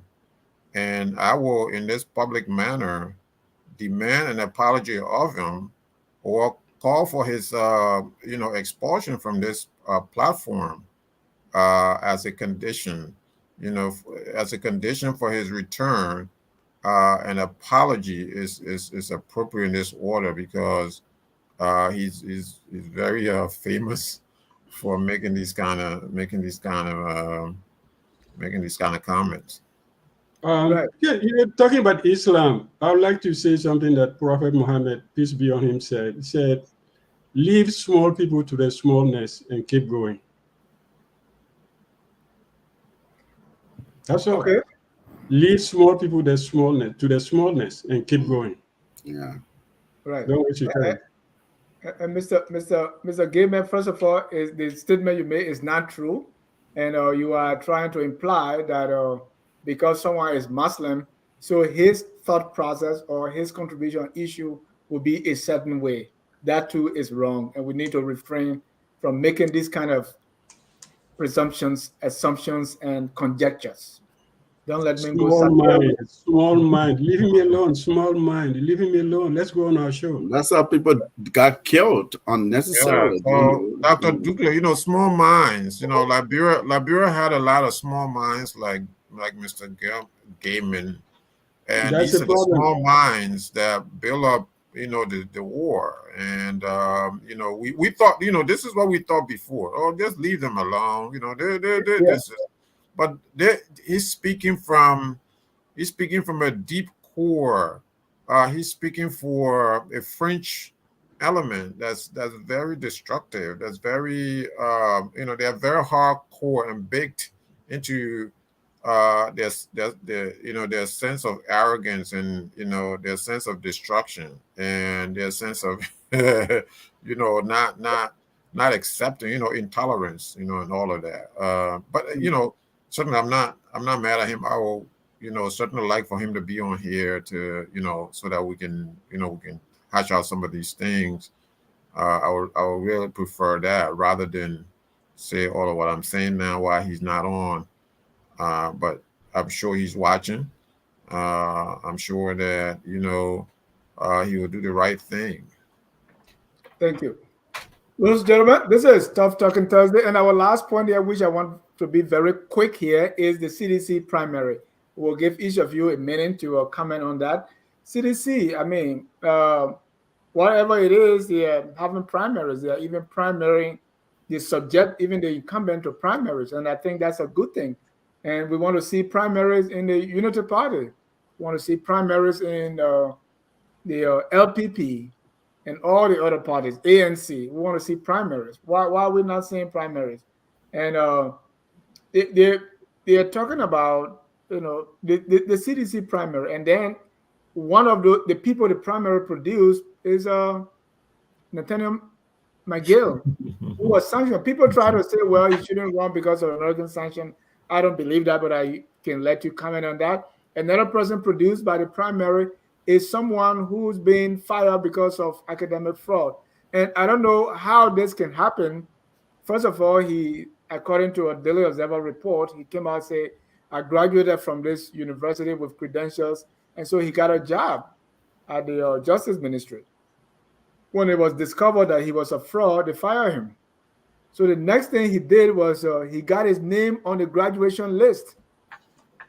And so he was in his cap and gown graduating, even though he didn't go to the school. I don't know where in this world that can happen, but he got job from that. Now he defeated the incumbent. So maybe you should kind of see where I'm coming from with my fear that all the technicians have been sidelined. So let's start with Dr. Duke of CDC Primary. What's your take? Actually, I didn't follow that. I didn't follow any of that. All I heard was that McGill was on the ticket from Maggie, which kind of posed a problem for Weah. Really. Huh? He went unopposed. Yeah, he went unopposed. Okay, so he won that. So he's going to be the senator. And giving our politics with the U.S., question would be for George Weah. So we sanction somebody, you kick that person out of your government, but he comes back through the back door through elections without being able. You never ask him any question. He never will, investigate it. Government did nothing. They just sat down and said, okay, you can do nothing. Nothing's going to happen to you. So I don't know. I think that's the only consequential thing that I'm thinking about. McGill being, senator. And River says is Mr. What's his name? The former director of the port. Bill Twaway. Yeah, Bill Twaway. He's running for Senate also. I think the superintendent of Basel just resigned to run for senator. And where is this code of conduct, man? There's no code of conduct. I think we have elections, we just say, okay, if you get a vote, you're president. If you don't get a vote, you're out. But whatever you do, raise money, illegal money, drug money, whatever you get it, there's no issue about campaign financing. There's no issue about who's helping you. There's no issue about, being under international sanctions or not. So we just go and run. It's like a, small town. Everybody go around and say, yeah, you're running. So you keep running till you get to the end. So I don't know. I didn't follow CDC except McGill because I know him and I know the issue attached to him. And also this guy that you're talking about who was, had academic fraud. That's so common today. I mean, if president can call himself doctor without having a good high school degree, why not anybody else? You can call yourself anything. That's ceremonial. The president got a master's degree from DeVry. Yeah, I know. Mr. Sharif, two things, right? I mean, if I don't think the sanctions should hold McGill, except that since the president fired him, he probably shouldn't have gone on a CDC ticket if he had gone independent so that the president can just hire hands, maybe. And then the second thing, we're talking about primary. CDC is doing primary. Some say, well, this is stage managed. Is whoever Koji, Molu, and Akara Gray will agree with. Well, maybe other primaries are like that. But another thing is that can we see primary in Lofa? We saw that some arm twisting going on with the LP candidate in Lofa. In Lofa, say, hey, don't run, even though what's his name, Cuttiman is being told not to run for Steve Zago. We didn't see any primary. So is the CDC, ahead of the game here when it comes to other opposition parties? CPP did some kind of primary also. Yeah, so you like to see primaries, right? So all the political parties have to, engage in this kind of democratic exercise. I'm not going to say this is stage managed. I'm going to go ahead to say this is a real deal for them, because to say that it's stage managed is to give them enough credit, to give the CDC enough credit. I'm not ready to give them credit for those kinds of things. They're not smart enough to stage manage anything. So this is a real deal for them. They think about this primary, as Dr. Duke said, it produced the famous Nathaniel McGill, who was sanctioned by the United States Treasury Department. But we know, besides that, we know McGill to have a litany of issues with corruption. by his own admission, he built these houses here instead of building them abroad. He said, we still to develop our own country. So he himself has admitted that he is a corrupt individual. And this is a disgraced government official who, should have been exiled, politically exiled, but now he re-emerges as, a leading candidate on the precipice of holding a position for life. Keep in mind, these positions, as senators and so on and so forth, these are almost, if you will, de facto positions for life. 9 years, another 9 years, another 9, before you know it, it's 27 years, right? Look at Prince Johnson if you need any proof.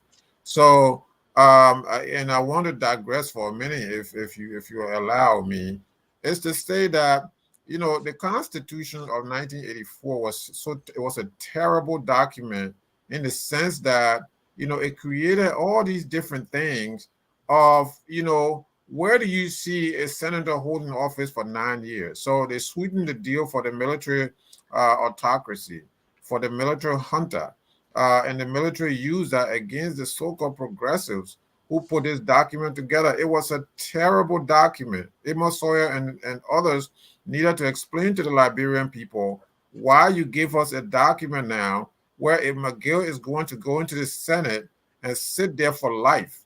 9 years is too damn long. Mr. Sharif, the 84, the draft constitution did not have 9 years and 6 years. It was the revised constitution with Dr. Kessley. Dr. Kessley did that. It was not in the 84 document. That was 86, right? Totally different. Yeah, it was drafted 84 and then the revised 86. So it 86 constitution. Yeah. Okay, so a very terrible mistake.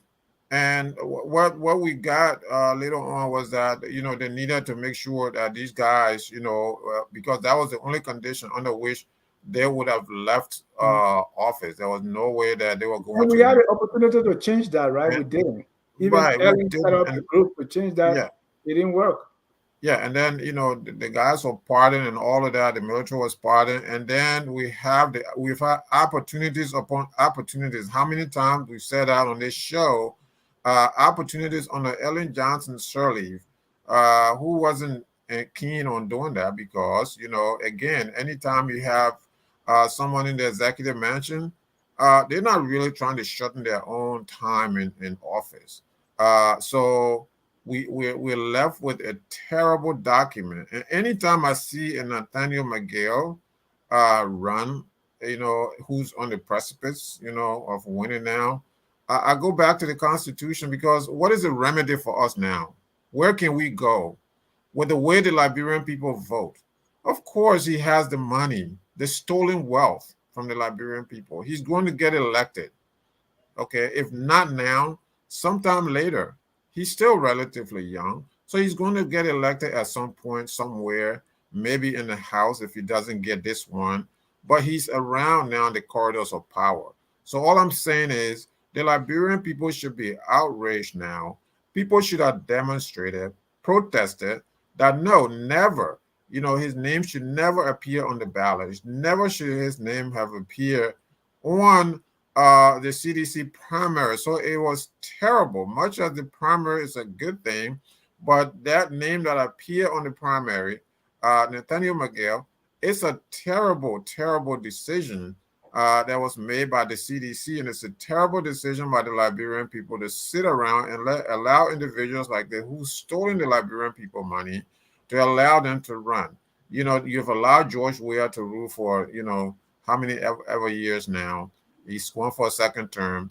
Who knows? He might win again. So it's terrible what's going on. He's going to sit there for 12 years, perhaps, if he wins. And, we're left with this terrible document and no one can do anything about it. And this is the tragedy. Like, it's a true Liberian tragedy. It's a tragedy. Instead of talking about that, you got some scumbags who will come back now and say, well, these guys, are all Mandingos. They're all Muslims. We need to make sure that we're discussing these national issues and not, try to talk about these things in a parochial manner. What's your language, comrade? Let's go to Mr. Kane. So, Mr. Kane, we're talking about follow McGill that he was sanctioned. Well, and that's where sometimes it comes to the point that, well, who's going to do the change, right? Who's going to make the difference? Because we also see Prince Johnson, who was sanctioned, is the godfather in the Unity Party. I mean, like it or not, it was Senator Coon was produced after VP Bwaka met with Prince Johnson, and Prince Johnson was the first to announce it. And then when we also come to the follow McGill factor of, I mean, what is worse? Everybody is stealing. Is it because that the United States identify one thief and Liberians identify another thief, and we are saying the United States identified thief is worse than the one that we ourselves have identified? Is that an issue here? And then you can speak to the primary. Well, I have seen, I think there is a law group in Liberia called the Public Interest Law Group. I think they have filed a petition before the Supreme Court for the government of Liberia to take action to prosecute those people who are unsanctioned. I don't know for sure how the Supreme Court is going to proceed with that, but I'm just trying to bring this in to say that perhaps Nathaniel McGill will face some legal challenges. It might be the case of Brani Samuka. Even before he finally ran and won the seat in Lofa County, there were a lot of citizen groups that actually challenged his candidacy, that he shouldn't run because he was in. Right. And Mr.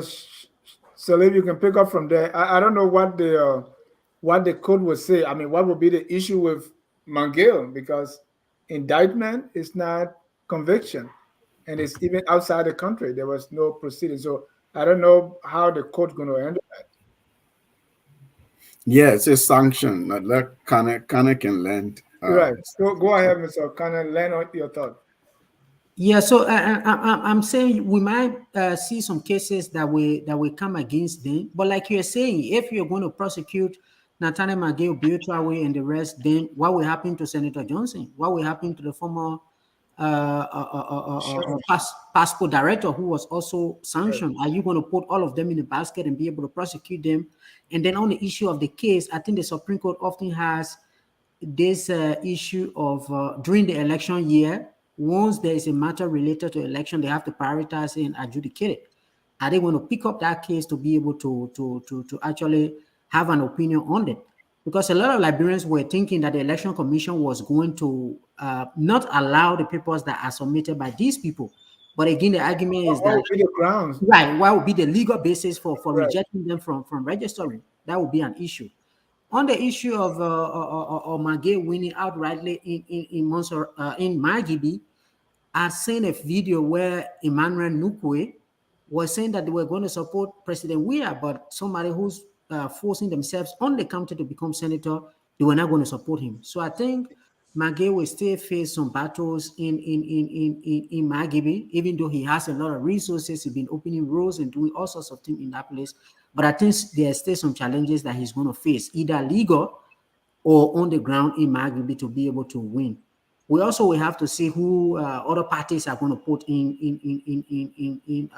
Margibi. On the issue of the primary, I think one thing I can say is that the CDC primaries have been largely peaceful.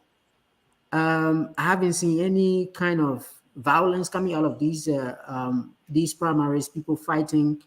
We've seen people who are not satisfied with the result of it. The sitting representative of district number 2, he wasn't very satisfied with the conduct of it and the outcome of it. He suspended his membership with the party. Senator Dixon Sibo, for instance, that evening it was very tense. He wasn't sure whether he was going to cross the line. So it has been kind of interesting. And the primaries are not only with the Congress itself, they are doing it with the host of other smaller political parties that they've put together. Some have been on white ballot. Representative Akara's Gray, for instance, it was just a vote of white ballot. And it was kind of interesting because when the CDC had their election for the party officials, everyone won on white ballot. So it was like, what is the magic with CDC and white ballot? But this happens to be a little different. But to me, overall, the peaceful nature of it is something that I think we can credit them for. Mr. Salif. On the McGill question or Bill Traore question, I think, there's a thing, there's a doctrine in law, the political question doctrine. If a matter is a matter that can be settled politically, and there's no, the legal people say it's not justiciable, it's not. So on what basis are you suing, or these are Liberian citizens who have been accused of corruption. Now, my statement here doesn't in any way endorse or just, I'm just stating the Liberian situation, the fight of it as I know it, right? So another country, the United States of America, has accused these senior Liberian government, former government officials, when they were sitting in office, of corruption. And accuse them of violating United States law, and sanction them. But the Liberian government, on the other hand, hasn't moved to try to investigate, to look at the facts, and to look into this matter to see if there's evidence to substantiate the U.S. allegation and therefore prosecute these individuals. Our country hasn't done that. And so, yes, citizen groups can emerge and go to the Supreme Court and file amicus briefs and so on. Or I don't know, but there's no.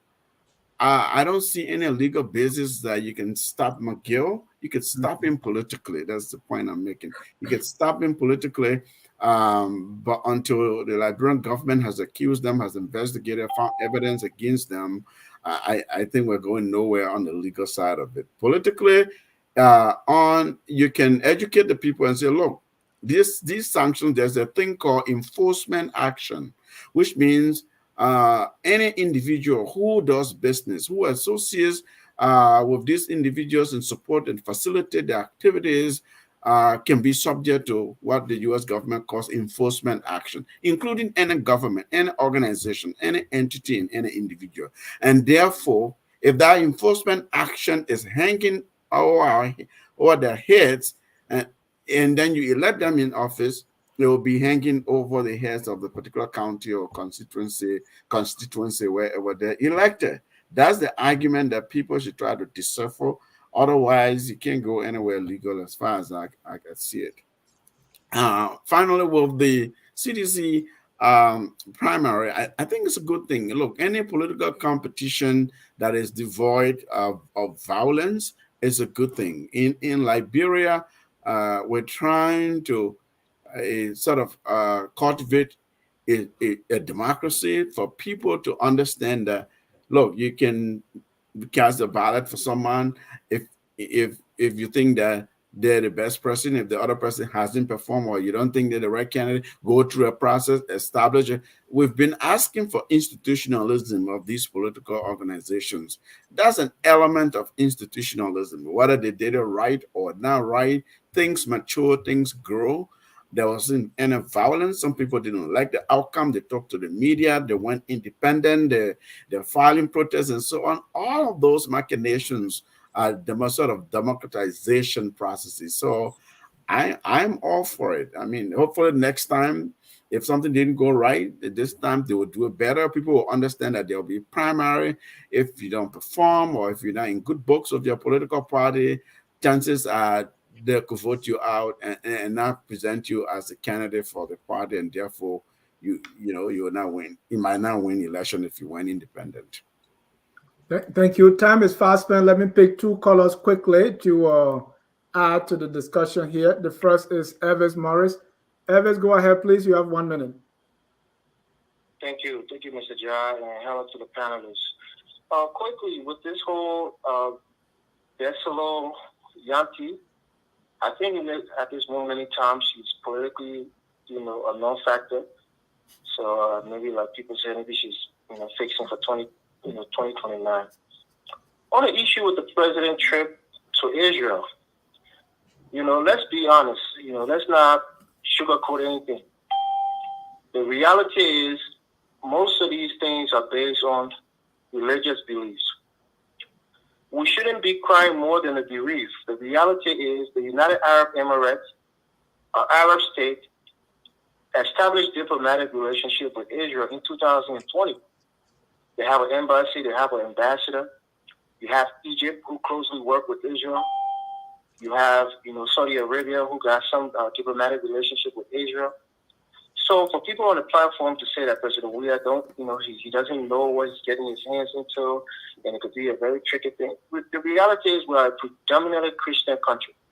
Israel is an important part for our Christian religion. Just how Muslim, you see a lot of African Muslim leaders going to Saudi Arabia and have a close relationship with Saudi Arabia because they have their holy sites, in that country, and they want to have a good relationship with the country of their faith. So President Weah is well within his rights to have good relationship with Israel and to side with Israel. Because other African leaders who are Muslim, they tend to side with Palestinians and they side with Saudi Arabia, and they follow all the instructions that Saudi Arabia tell them to do, because religiously that's their head. So they follow them. So this whole thing with trying to castigate the president, I think is unfair, and there's some implicit bias in some of the statements that's being made. I think we both have to be honest with ourselves. For those of us who are Christians, we support Israel. Right. People who are of the other faith, they support Palestinians and Saudi Arabia. It's just that simple. We shouldn't lie to ourselves. Elvis, standing with Israel. Go ahead. Yeah, standing with Israel, there are some other areas when it comes to that relationship that people cannot stay clear of. For instance, the capital city, right? So that's what they were saying. Hold on now. We as Africans, hold on, Elvis, hold on. I'm not saying people stand with Israel all the time. You can have good diplomatic relations with Israel, but there are certain areas that you don't touch, because even there are some show I was having here, and people told me not to have those shows. There are certain areas you don't go.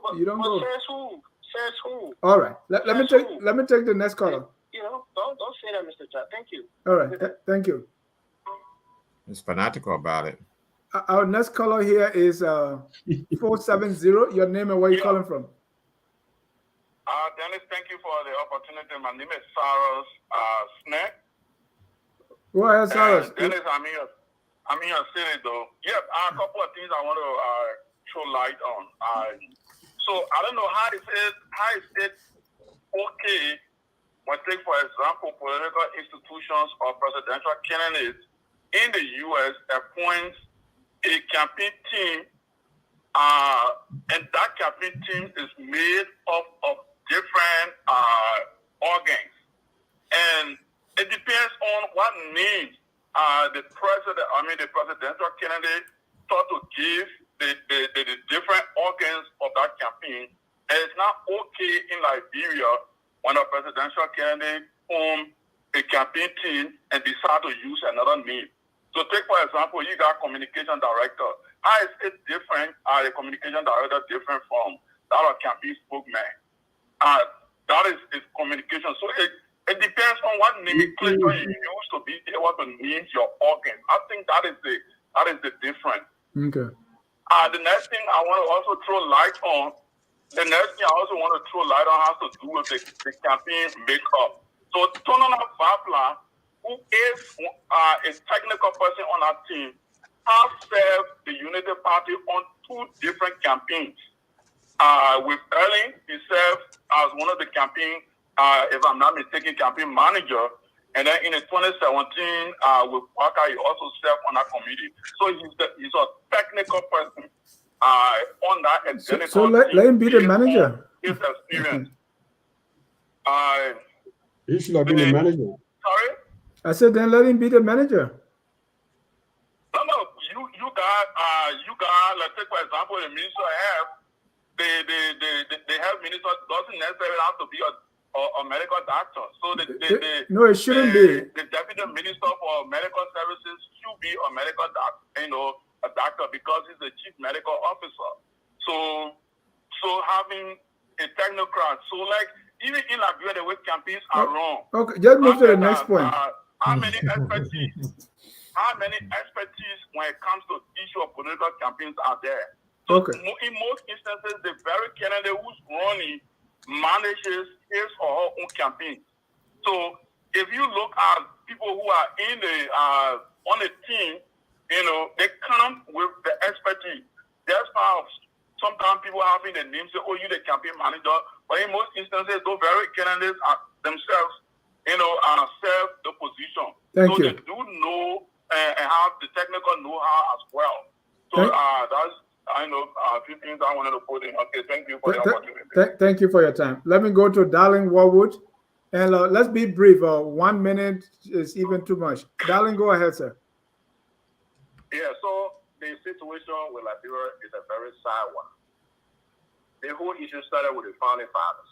They did not put in place any system. The only system they put in place is the corrupt system.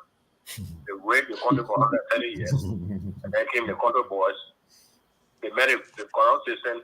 Instead of demolishing it, they even make him, I think they added onto it because they still started benefiting from the corrupt system.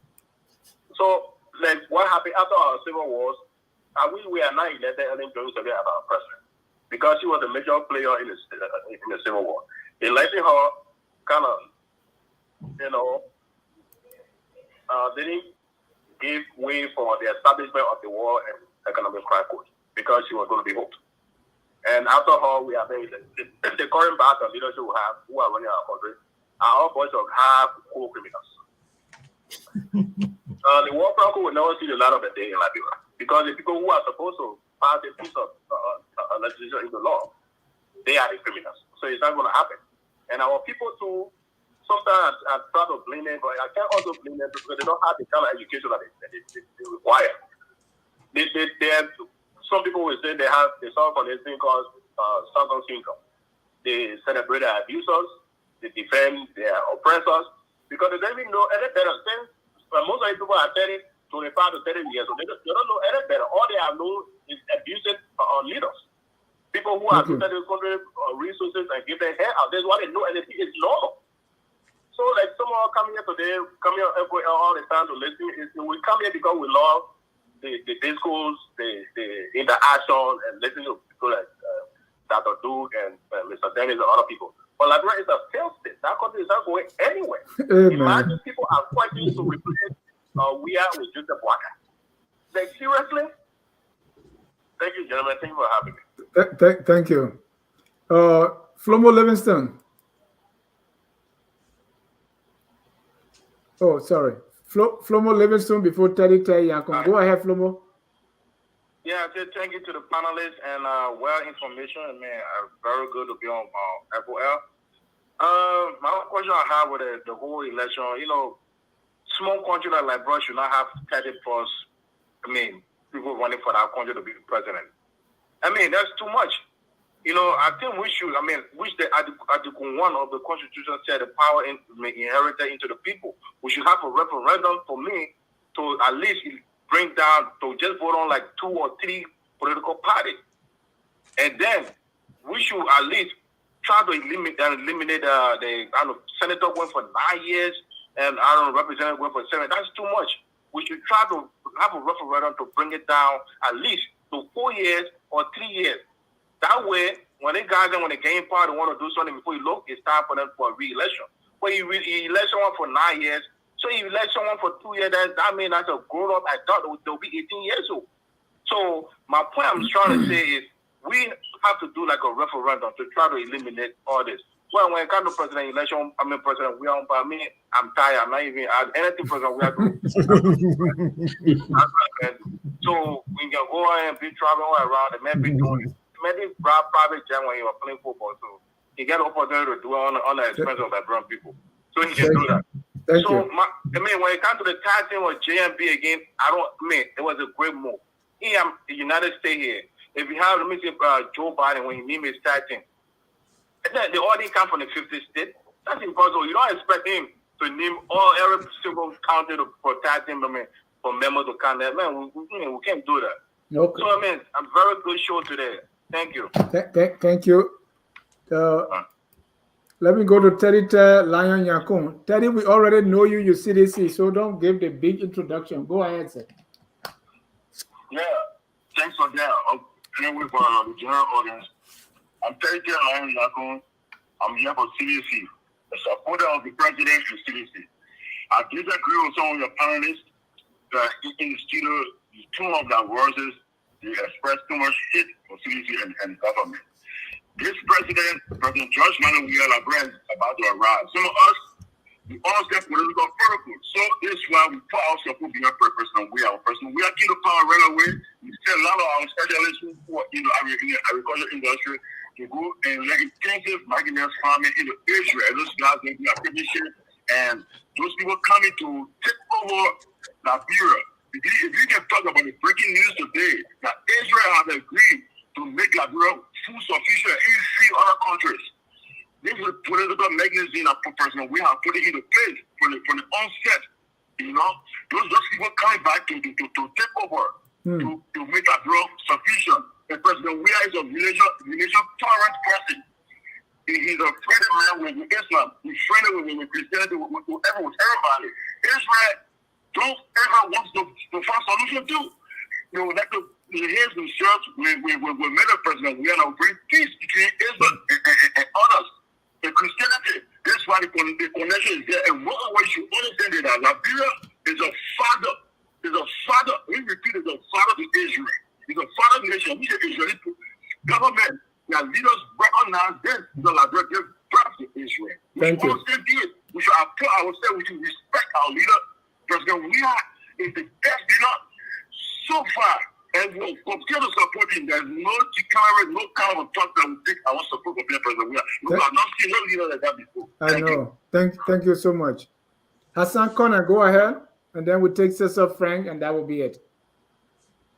Yeah, I'm good evening, Dennis, and good evening to the panelists. I only called the show tonight because I solely disagree with what Elvis said regarding President Weah's visit to Israel and try to pit this Christian-Muslim divide thing, right? We have visited Israel or whatever it is and stuff like that. We have to look at it keenly because we also have to look at the oppression, Israeli oppression of the Palestinian people. This is not about Christian and Muslim, right? This is about simply oppression. And we are receiving not an Israeli award, but a Zionist award. It just means that you agree with the Israeli Zionist regime, the Zionist oppression of the Palestinian people.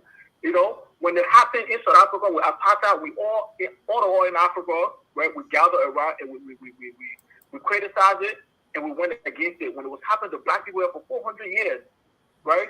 The whole war, when it came to when it came for civil rights and stuff like that, people supported us. So we shouldn't turn a blind eye, right, as people now and saying that, oh, we should just agree with the Israel illegal occupation of Palestinian land.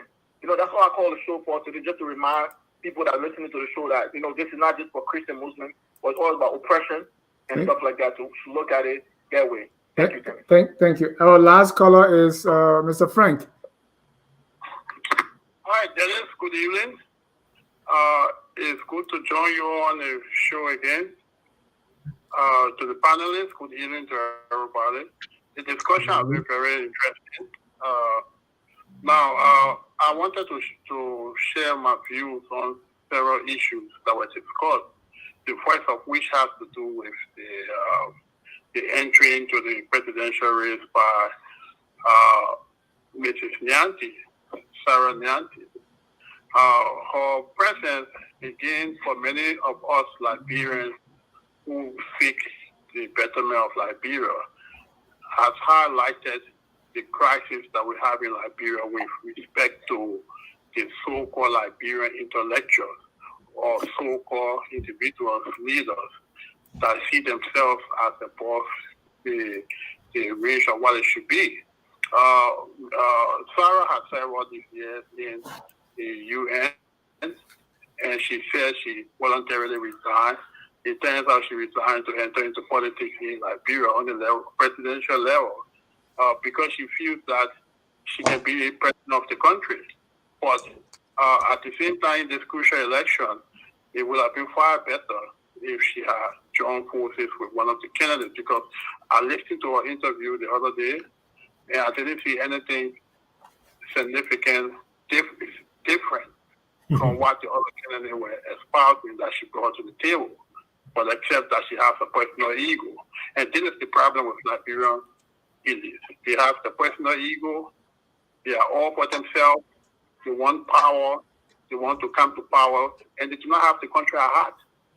This is what we have been criticizing for a long time. So this situation currently means that the election, if she enters the election as a female, yes, okay, that's good, but nevertheless, it's going to be a consequential election, and she's going to end up taking away votes from other candidates that are of the same view as hers. Thank you. Change the election over to President Weah. That's the first thing. Now, the second thing I would like to speak about is the the president's trip to Israel. So, again, for us, Liberians that espouse the nationalist political orientation, it highlights the problem with us Africans generally. The president, if we listen to Weah, the former finance minister the other day, the Weah government took in revenue in the amount of $3.5 billion over the last 5 years of the first time, 5 to 6 years. Whereas the UP government, the former government, took in $4.8 billion over 12 years. In other words, Weah has had more money pumped into the country in his first term than the UP government has. But he has squandered it. He went to Israel for agricultural help. The $3.5 billion who have helped us resolve the problems he went to Israel for. Israel received billions of dollars from the U.S., but they have not squandered it, and they managed to build their economy. But we received $3.5 billion, and we squandered it and gone to Israel now to beg them to come to Liberia to help with agricultural reform, when we ourselves who have done that. We have the technocrats to do it. We have the skills to do it. We do not need Israel to come and help us to do it. This is why they want us Africans as people who are subpar compared to Europeans and the Caucasian race, because they see us just as our president has portrayed us in Israel. Thank you, Cesar. Thank you. Thank you. Guys, you got a handful. So let me take 2 volunteers to respond to our callers briefly, and then we can close. Yeah, let me. Oh, I will go before you. You can talk plenty. I will go before you. You can say no. I just wanted to respond to one thing about Mr.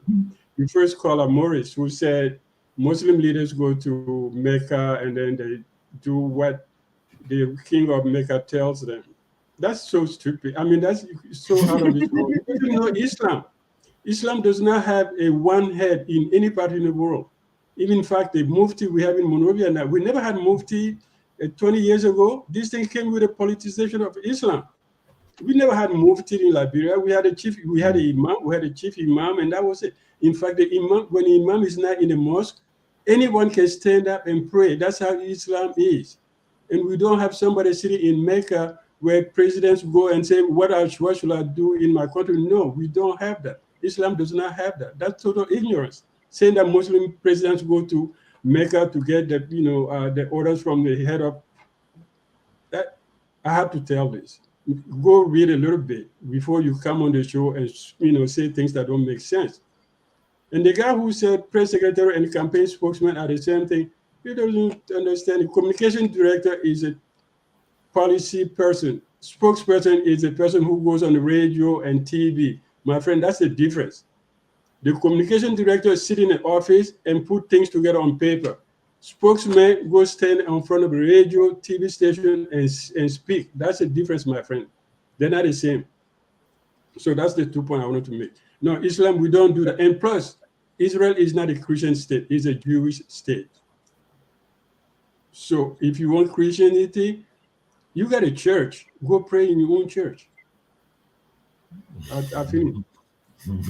Thank you. Yeah. So thank you, Dr. Duke. So what I wanted to add is that so if the king of Saudi Arabia stood in the masjid, which is the mosque, or which English called mosque, if I'm in a masjid, I can stand shoulder to shoulder with the king in the masjid. So there's this level of equality. So there's no sort of imperial leader who tells me what to do, right? Every direction I will ever have is dictated by the Holy Quran. So Elvis obviously doesn't know that. I don't expect him to know. There's a lot of us who have refused to know, and that's his business. But what we're saying here is that in 2023, today is July the 6th of 2023, Israeli army it continues to intensify their occupation of Palestinian territory. Israel has an occupation army paid for by the United States government, paid for by the government of Great Britain, paid for by the French government, paid for by Western imperialists. So this is what we're talking about here. Children are dying. Palestinian children are dying. This is what we're talking about. Dennis, the other day when something happened in Tunisia, which is a predominantly Muslim country, there were some black people who were, some problems. I called over there. And I spoke to someone in the foreign ministry, and me as an individual. So I condemned that act, and I said this is deplorable. And I told them where I was calling from, and I spoke to somebody, and I have the phone record of proof. So it doesn't matter whether a Muslim does it, whether a Christian does it, whether a Jewish person does it, whether Hitler did it. We all condemn. We all condemn terrorists. We all condemn people who kill others for their own personal aggrandizement. And that's what's going on. The government of Israel has a policy where Muslim children, Palestinian children are being killed daily under this government. And George Weah not having the understanding to know that is a tragedy for Liberia. George Weah goes there and begs for money with hands and, with hat in hand to beg for millions so that he can feed his habit, his money consumption habit. He can feed his social habits. That's what he's going for. And this is exactly what we're saying.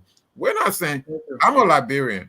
No one in Liberia can take my Liberianization away from me. I'm also a Muslim. No one in Liberia or anywhere else in the Muslim world can take my Muslim faith from me. So people are going to have to live with that. But what we're saying here is the truth.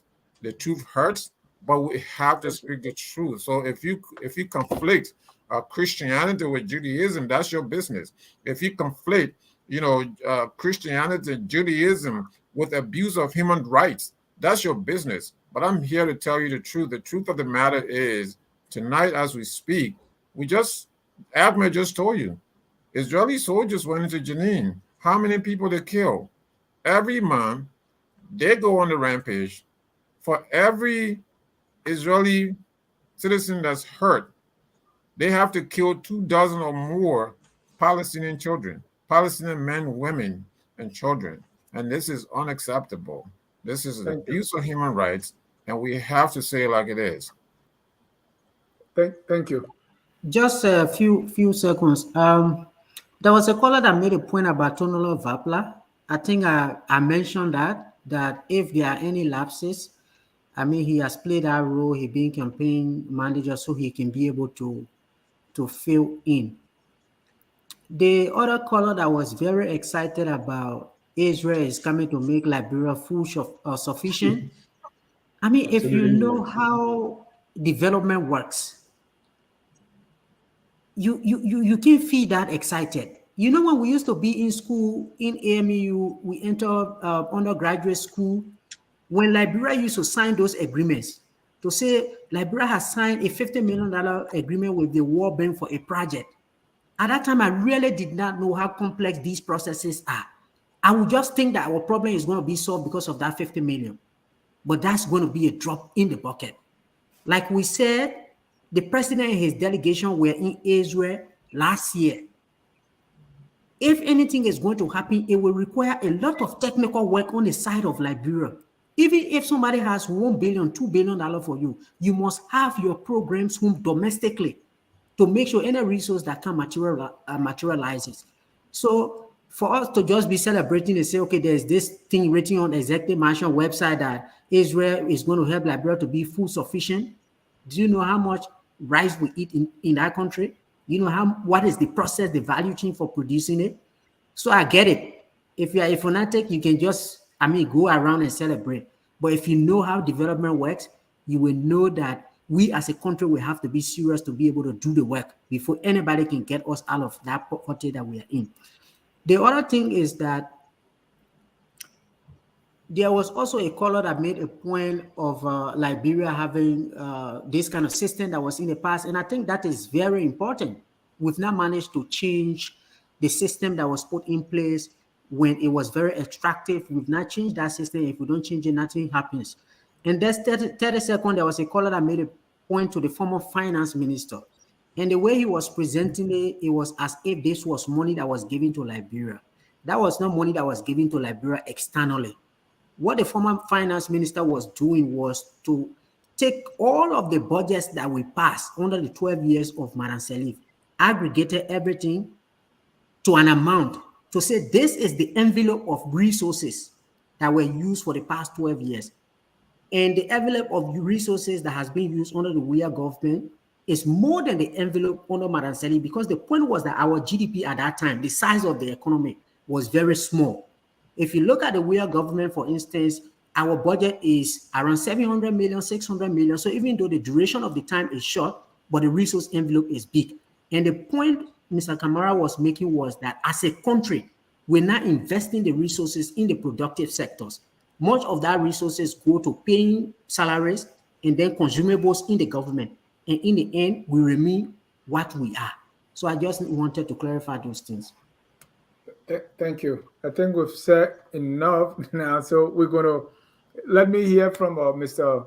Salif, and then we can draw down the curtains. I don't want us to reach.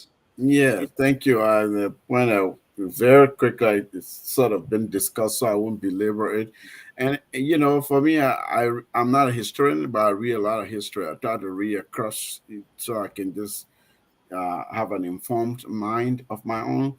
If you want to talk about Liberia and Liberia's role in the Israeli-Palestinian conflict, you got to look to President Talbot, who was the Baptist preacher, who was president of the World Baptist Alliance, but staunchly against Israeli occupation of Palestinian land. Spoke at the United Nations General Assembly and before the joint session of the U.S. Congress. In fact, there's readings out there you can look into. There's some pointed to that particular position and the fact that President Talbot was a sort of a non-aligned president that led to his demise in the end. Because he said, if you are a Christian, if you believe in Christianity, you'll stand for justice anywhere. Just like Martin Luther King, injustice anywhere is injustice everywhere. That's what that was the position of Liberia under President Talbot. And if you're talking about Saudi Arabia, I think it was Elvis Morris, the current crown prince, Mohammed bin Salman, I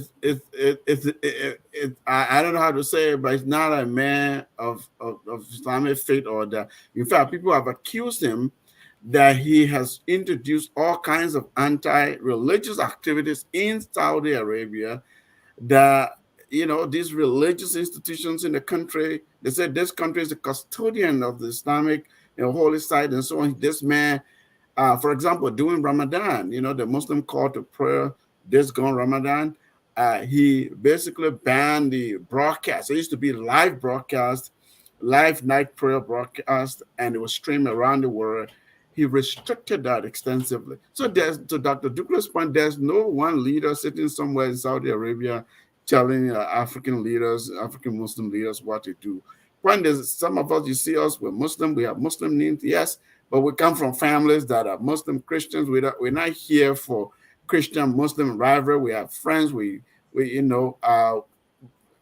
I mean, I don't want to go to family or personal how you do that, but this camaraderie, this coexistence, we should celebrate our diversity, because you can kick me out of Liberia. You're no more Liberian than I am. I'm more Liberian than you are if we go down to the history of it. So you can be my friend, you're my brother, you're my sister. Let's focus on our country and try to because there's no way, even in Christianity, just as in Islam, everybody will not follow the same denomination, the same subtext of belief or tradition in your religious faith. So it's a waste of time to try to pin public discussions down to religious affiliation or faith or somebody's belief and so on, and just malign them because they don't happen to share your faith tradition. So I just wanted to contribute that you should look at history before you speak these kinds of things. What we're saying is our president could accidentally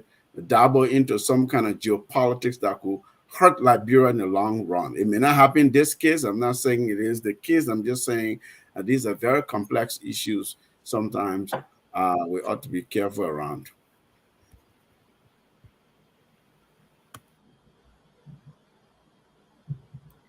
Thank you very much, gentlemen. And on that note, we'll be drawing down the curtains. We want to also thank our viewers for watching always White Focus on Liberia, because since 1847, you can't get it anywhere else besides Focus on Liberia. We have tomorrow, watch out at 6 o'clock with the Literary Hour. The Literary Hour comes on every Saturday at 6. Then at 8, we have FOL, Friday Night Debate. You don't want to miss that.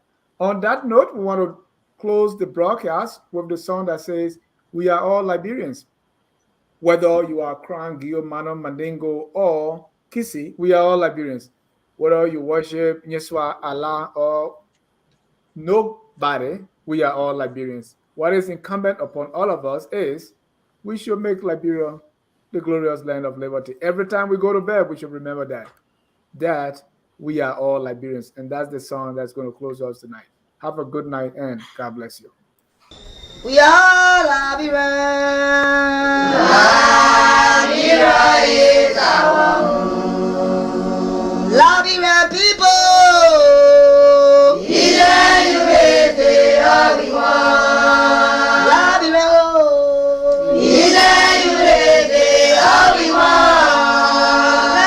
Liberia.